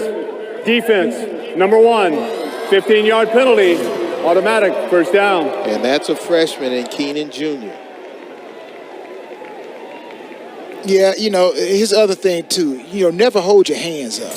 You know, never hold your hands up. That tell the referees right there you did something wrong. So if the flag comes in late, you probably brought the flag in late on yourself. So, hey, just play. Act like you made the play. Nothing happens. And sometimes these referees like, oh, should I throw it? Nah, I'm not going to throw it. But when you put your hands up, the referee is always right, as they would say. First down of the 15-yard penalty. And this time Sims goes down pretty fast. Great open field tackle there made by Kobe Mitchell. Great play by Kobe Mitchell. Good fake right here. As you can see, the fake took a lot of the defensive players with the running back, but not number 18 for Tuskegee. Kobe Mitchell. He had an His interception dad has return taught him for well. a touchdown. Daddy taught him well. Again, his dad is Anthony Mitchell. Ant Mitchell played with the Baltimore Ravens, Super Bowl champion. And this time Sims tries to find a receiver in Turner, and that one goes incomplete, brings up a third down situation. Yeah, Sims, just like Coach Freeman said, he has to play big for the rest of this game. Again, we've said it, James. The offense is going to rise and fall on what Sims does. And Coach Freeman right there, he knows it.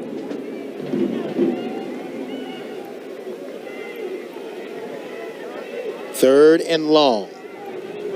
They need to get inside the 20 for a first down. Sims going to throw. Catch is made. Great catch by Strickland. And it's close to a first down, if not a first. Let's see what the official spot will be, but that was a great elevation and catch by the freshman wide receiver. Yes, he Sims throws that ball off balance. He throws it off balance because he was getting pressure. But it was a great play. Both the defensive player, he was in great position too. But you know what? Number 11 for Morehouse, Strickland, he wanted it more. Sean stands at 6'3", and got a player down. When we come back, we'll check on the status of the player and see if Morehouse can punch it in.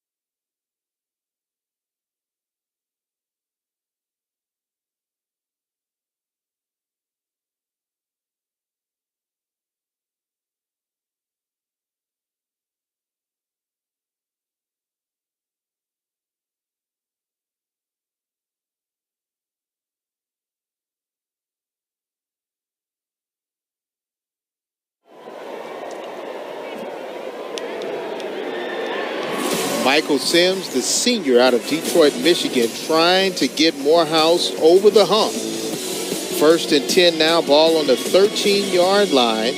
A win tonight in the Tuskegee Morehouse Classic would only be the second victory for the Maroon Tigers in the last 10 years of this historic rivalry.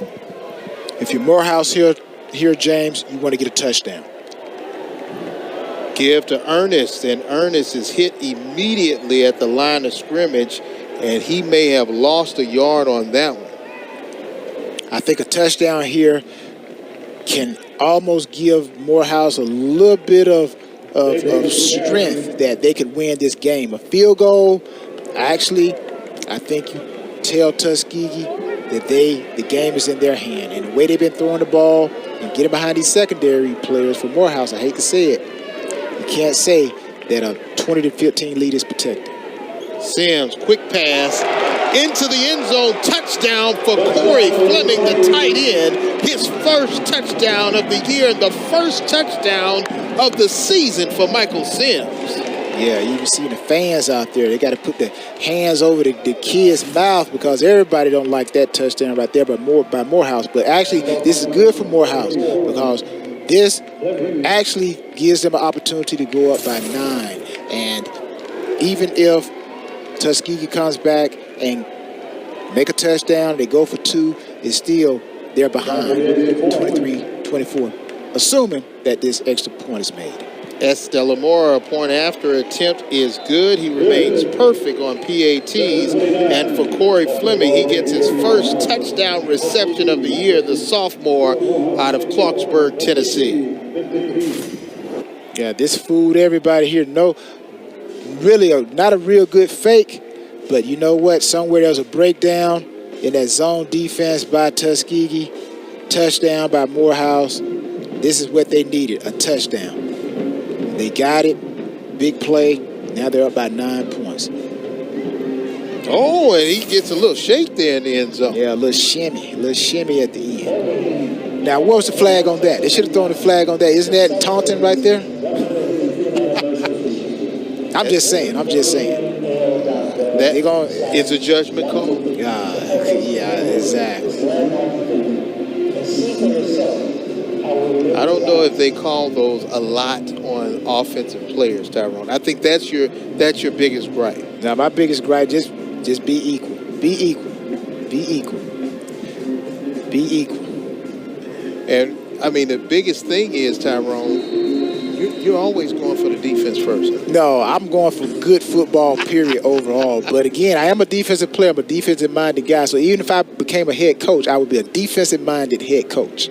But you need offense to win championships. Yeah, defense win championship, offense sell tickets. And here comes Tuskegee on the return. Valcine, with his best return of the day, gets out to about the 43-yard line. DeVern's Valcine, his longest of the year has been about 38 yards. He averaged about 19 yards a return, and that one was about 23 yards on the return.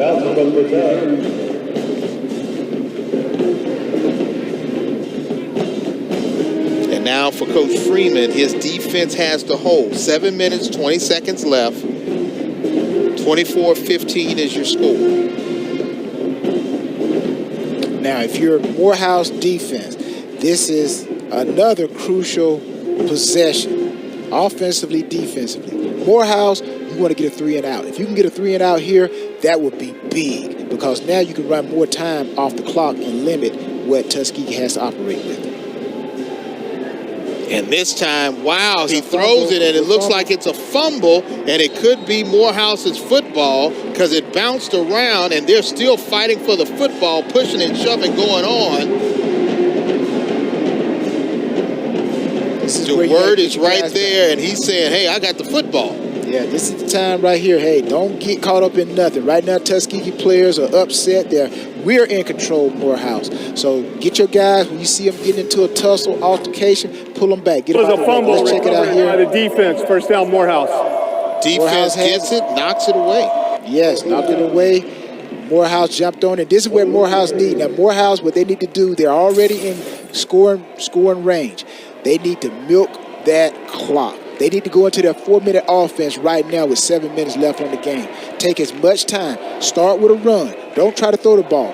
Run the ball and eat up as much clock. And you see Williams right there. He's very upset, but there's really nothing too much he could do with that. That was just a good play by the Morehouse defender in knocking that ball out. To everyone that we talked to this week leading up to this game, they all agree when they play each other, they leave it all out on the field. And for Morehouse, they've left it all out there on the field, and they're 7 minutes away from getting victory number 1 on the season. Ernest Davis gets into the middle of that line and gained about 2 yards. Now, if you're Morehouse again, you're going to run the ball. But you know what, Morehouse? Come back to that shift. Come back to that shift where you outnumbered Tuskegee. Come back to that again because it worked for you in the third quarter. It worked for you on all the times that you've scored.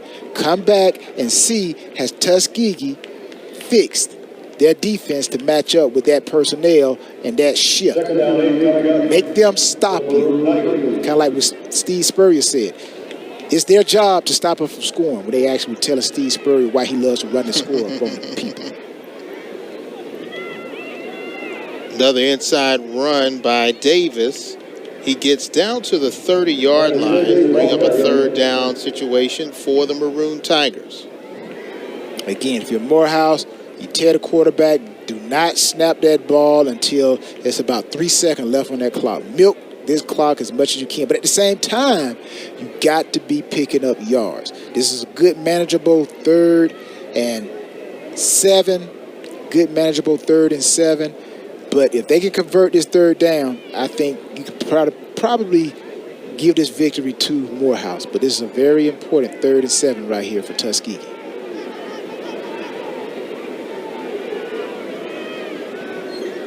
Sims, nice bullet pass to Tolliver. Tolliver gets the first down and a couple of more. And, whoa, his helmet comes off. And he's saying that he's having some trouble seeing right now. Looks like some of the little turf pebbles may have gotten his eye.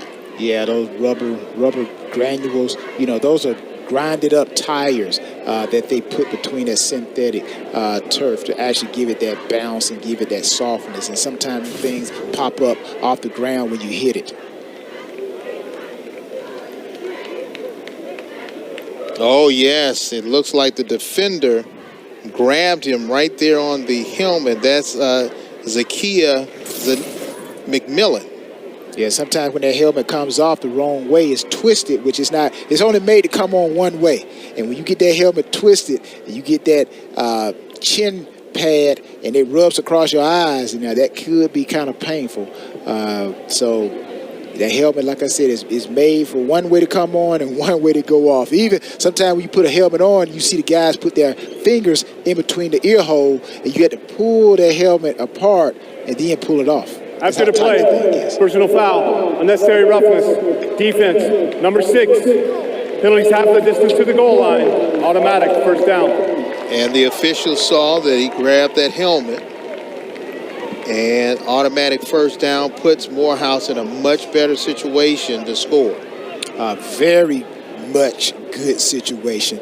Any score right here by Morehouse, you can pretty much, again, in my opinion, the way Morehouse has been moving the ball, I still don't think Tuskegee has found an answer to that shift where they outnumber Tuskegee and they run behind the 2 H-backs. But right here, Morehouse is in a great position to score again. Any touchdown right here definitely puts the game in Morehouse's favor. Using that double tight end, Davis braced the line of scrimmage and powers his way inside the 10 down to about the 6. Now, if I'm Tuskegee, if I'm the captain on that defense, I'm telling everybody, hey, you know what? Pick your chin strap up. Let's get it, guys. It's not over. We still can make a play, which they can. They still can get back into the game. Again, I hate to sound like a broken record, but Morehouse, Rich Freeman's secondary has had trouble stopping the deep ball. 2nd and 6. He's milking that clock. Davis again powers his way And the ball looks like it's loose. It did get loose. But will they say the ground caused the fumble? Again, they left 6 seconds on the play clock, okay? If you take in account 3 downs, 6 seconds. Ruling on the field is the runner was down short of the line to gain. 3rd down. And he's down at that point, yes. Even though the ball comes free, his knee was down. And as I was saying, they snapped the ball with 6 seconds left on the clock, the play clock. Let the clock run down to at least 2 seconds and snap it. Because if you leave, just say 4 seconds. 4 seconds, you do that for 3 straight plays, leaving 4 seconds, you're leaving Tuskegee Time out of the second half. And Morehouse. now Morehouse The is 30-second duration. 30-second timeout. James Red along with Tyrone Poole-Ty. We have seen both defenses play well, but the offense for Morehouse has had this ball control offense running the football and setting up their pass. Well, when you say defense has played well, being a defensive guy, if you're Tuskegee, you know, you've given up some plays that you should have made, and if I'm Morehouse, you know, you've given up too many possible big plays. So as a whole, the defense has not played very well. The game has been okay. There have been some fumbles, some penalties. I'm pretty sure the coaches are not happy with the overall performance, offense or defense. Well, now Morehouse is in that red zone area. Do you try to keep grinding the clock out, or you just want to punch it in and put it away? I think you run the clock down and you grind it out. So you said it correctly. Run the clock down to the minimum that you can and snap the ball and just try to pound and line up methodically. Take your time, run as much time off that clock because, again, we've seen that Tuskegee has an explosive offense and they can get back into the game very quickly. We know that that wide receiving core is very fast. They can get behind Morehouse's defensive backs, so they don't want to put themselves in that situation. 3:36 left to play. Ball is at the 2-yard line. 3rd down and 2. They can actually get a first down without scoring.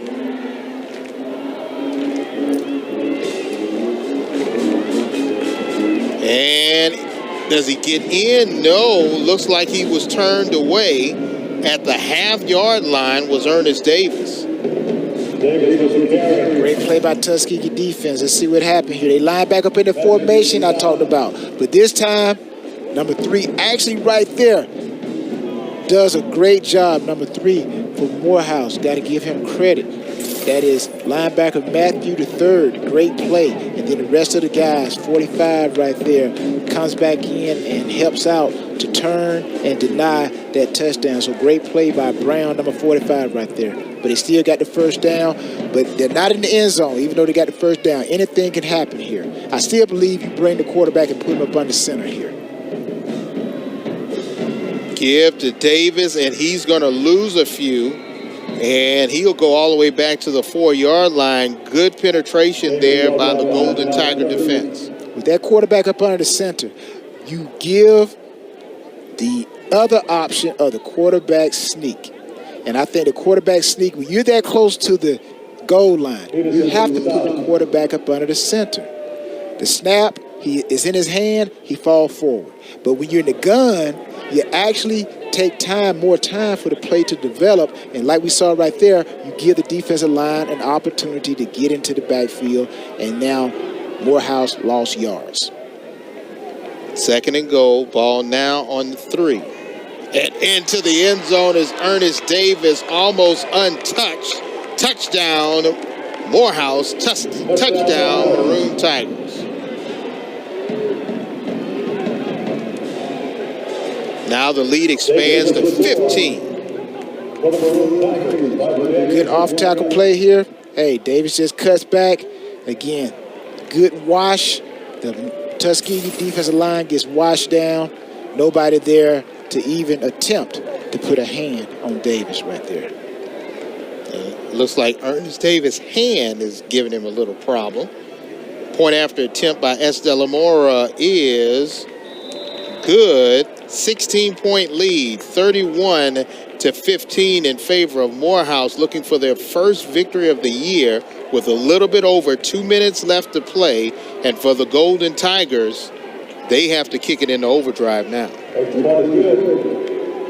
And it all started with Lewis Williams trying to make something happen, and he gets the ball knocked out of his hand, recovery by the Maroon Tiger defense, and then Ernest Davis takes it in from 3 yards out for the score.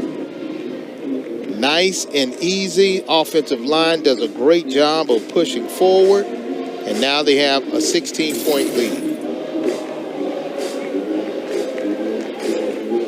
Right now, it looks like he may have a cramp in his hand. That's about the closest on that last play that someone actually got a hand on Davis. So that play opened up like the Red Sea for that touchdown. And now for Rich Freeman, he's trying to make sure everybody knows their assignment, because this will be a huge lift for not only the program, but for this year's squad and for the fan base. They'll know that their team got victory number 1 against one of their bitter rivals. But now Tuskegee is going to try to make a valiant comeback, and it starts with a kick return and a good one there by Kedrick Green, and he is upended right at the 30-yard line. Got a little pushing and shoving going on. And we got a lot of guys, and they're pointing to the scoreboard. But now with 1:55, you got to play fast. And let's take a look again. He goes airborne.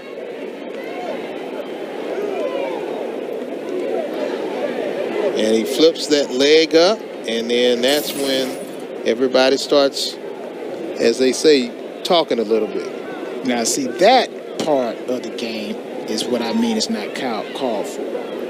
Now, that is, to me, more than the penalty for taunting when the defender was just standing there for a few seconds over the offensive guy.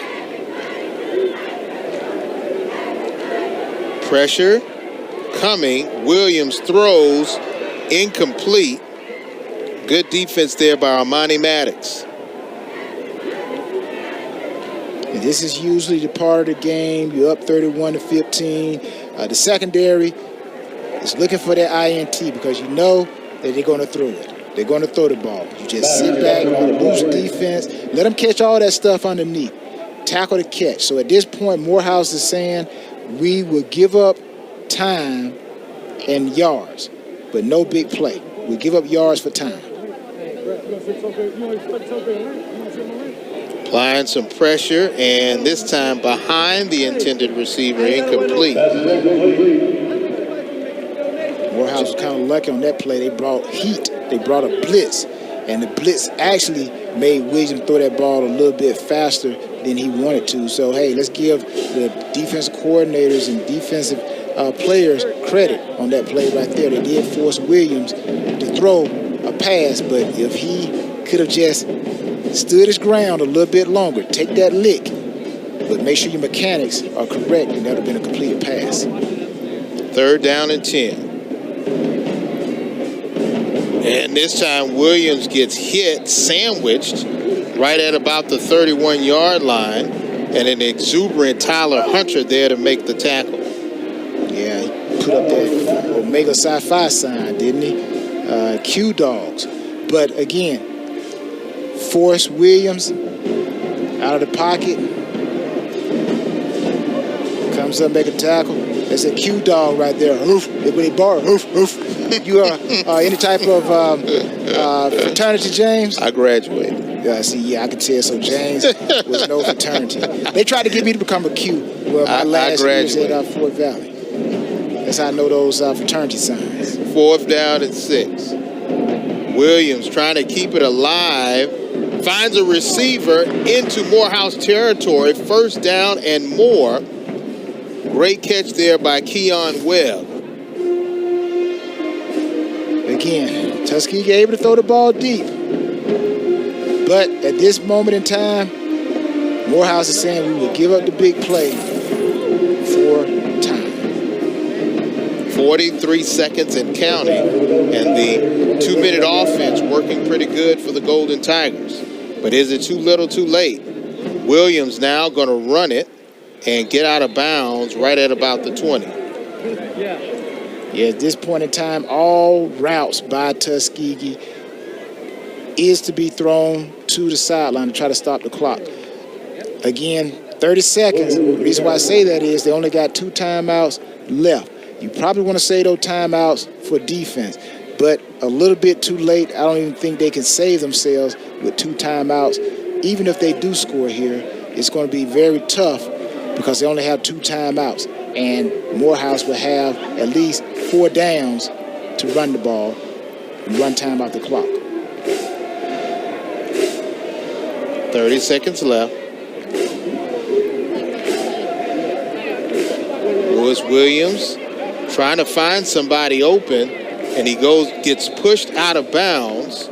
Clock is now stopped with 23 seconds left. So what play are you calling right here, James? If you're Tuskegee, what are you calling? I'm going to try to find that tight end, if I can, in Alexander Mitchell.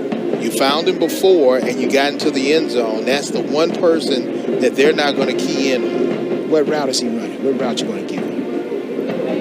A rail. A who?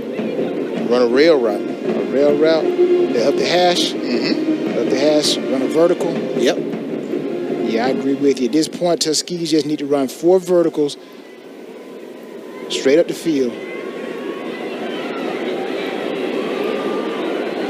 Gonna throw a bullet and intercept it.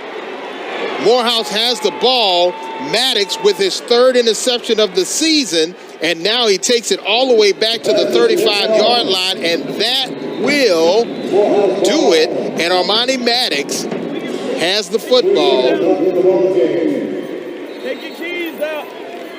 with 3 seconds left to play. We gonna win the game. And for the Morehouse faithful, you can hear them in the background saying, "Here are your keys. We're going to win the game." And it's been a long time coming for the Maroon Tigers. And you can see Maddox, he is spent as he's on the field laying down. This is what the Classic is all about. Even though Tuskegee had a better record coming in, 2 wins, 3 losses, and Morehouse had not won. But when you play a Classic, you throw all the records out the window, just like we've heard Drayton Florence talk about. Personal foul, unnecessary roughness, defense number 93. Enforce half the distance to the goal, automatic, first down. And Elijah Campbell is the person called for that infraction, which negates the interception by Maddox. And now the defense has to go back out on the field for one more play. With 3 seconds left, this game, it was wrapped up on that touchdown by Morehouse. So this here, you know, you don't want to go back out there, you know, defense, you stop the drive, but what you don't want to do, don't allow Morehouse, Tuskegee to score. So if you want to put salt in the wound, as they would say, go out there, keep them from scoring, and that's like adding salt to the wound. But if Morehouse relaxes and allows Tuskegee to score, I think it takes a little bit of luster off of the victory.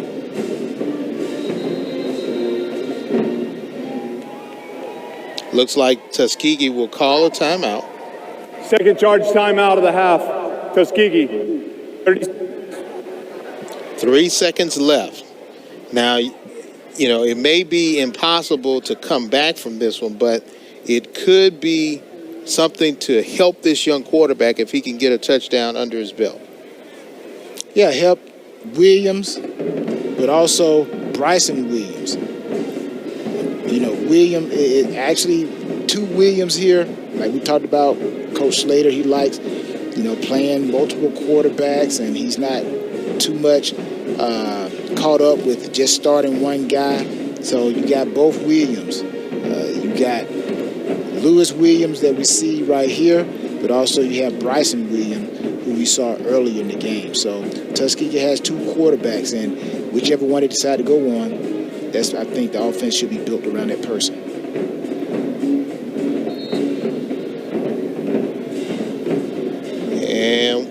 with 3 seconds left. We'll see what happens here. Williams looking to throw into the end zone, and interception. Flags are thrown. Pittman brings it back, but yet there was another flag. We may have another offensive play because you can't end the game on a defensive penalty.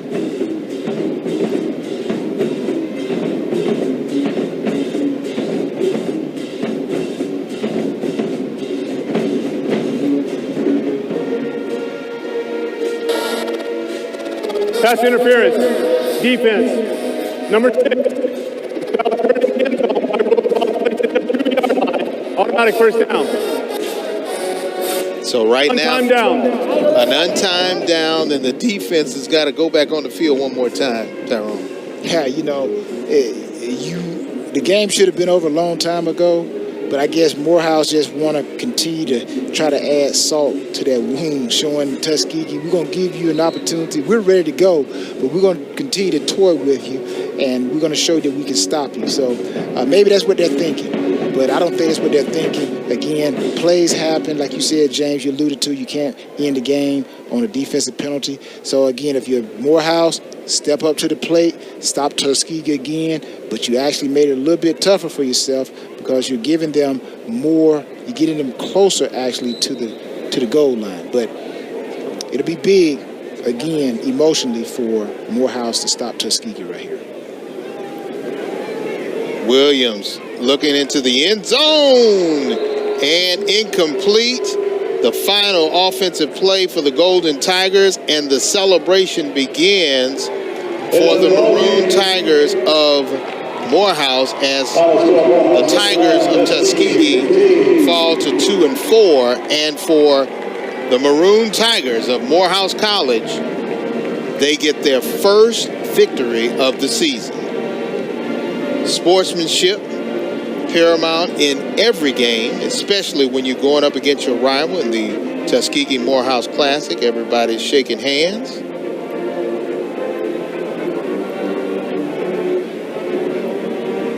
And the final 31-15 in favor of the Maroon Tigers, and Rich Freeman and company able to walk away with the win. And you can see now that all of the Morehouse grads who have made it out on the field, the former players, definitely happy that their team gets victory number 1 against one of their biggest rivals. You know, there are certain games, like we've heard, pro players who played at Morehouse. There's certain Tuskegee also, that there are games that you circle on the schedule. And for Morehouse and Tuskegee, if you're Rich Freeman, you can have a bad season, just like Morehouse was having a bad season. But this game right here is just like saying, hey, we are 5-0, 6-0 now. So whenever you're playing your rivalry, you're playing someone that you know is the game that not only the players are circling on the schedule, but the alumni is circling on the schedule. So now Morehouse has bragging rights this year over Tuskegee in this classic. No doubt about it. And for Tuskegee, you know, the season is not lost. They still have an outside shot to win the West and represent the West in the SIAC championship game. Well, you got some teams playing like Lane College. Lane, we've seen them. Lane is pretty good. Miles is still kind of like the top of the league, even though their record doesn't indicate it. They are still a well-coached team. So, yes, Tuskegee has an outside shot because the records are not good in the actual West. But Miles, Lane is playing very good football. And you see them doing the school song. This is an important game, not only for the alumni, but one particular alumni, the mayor of Birmingham, Randall Woodvin. He, along with the mayor of Montgomery, are both Morehouse graduates. And Mayor Woodvin is standing right next to Coach Freeman right there in the black shirt.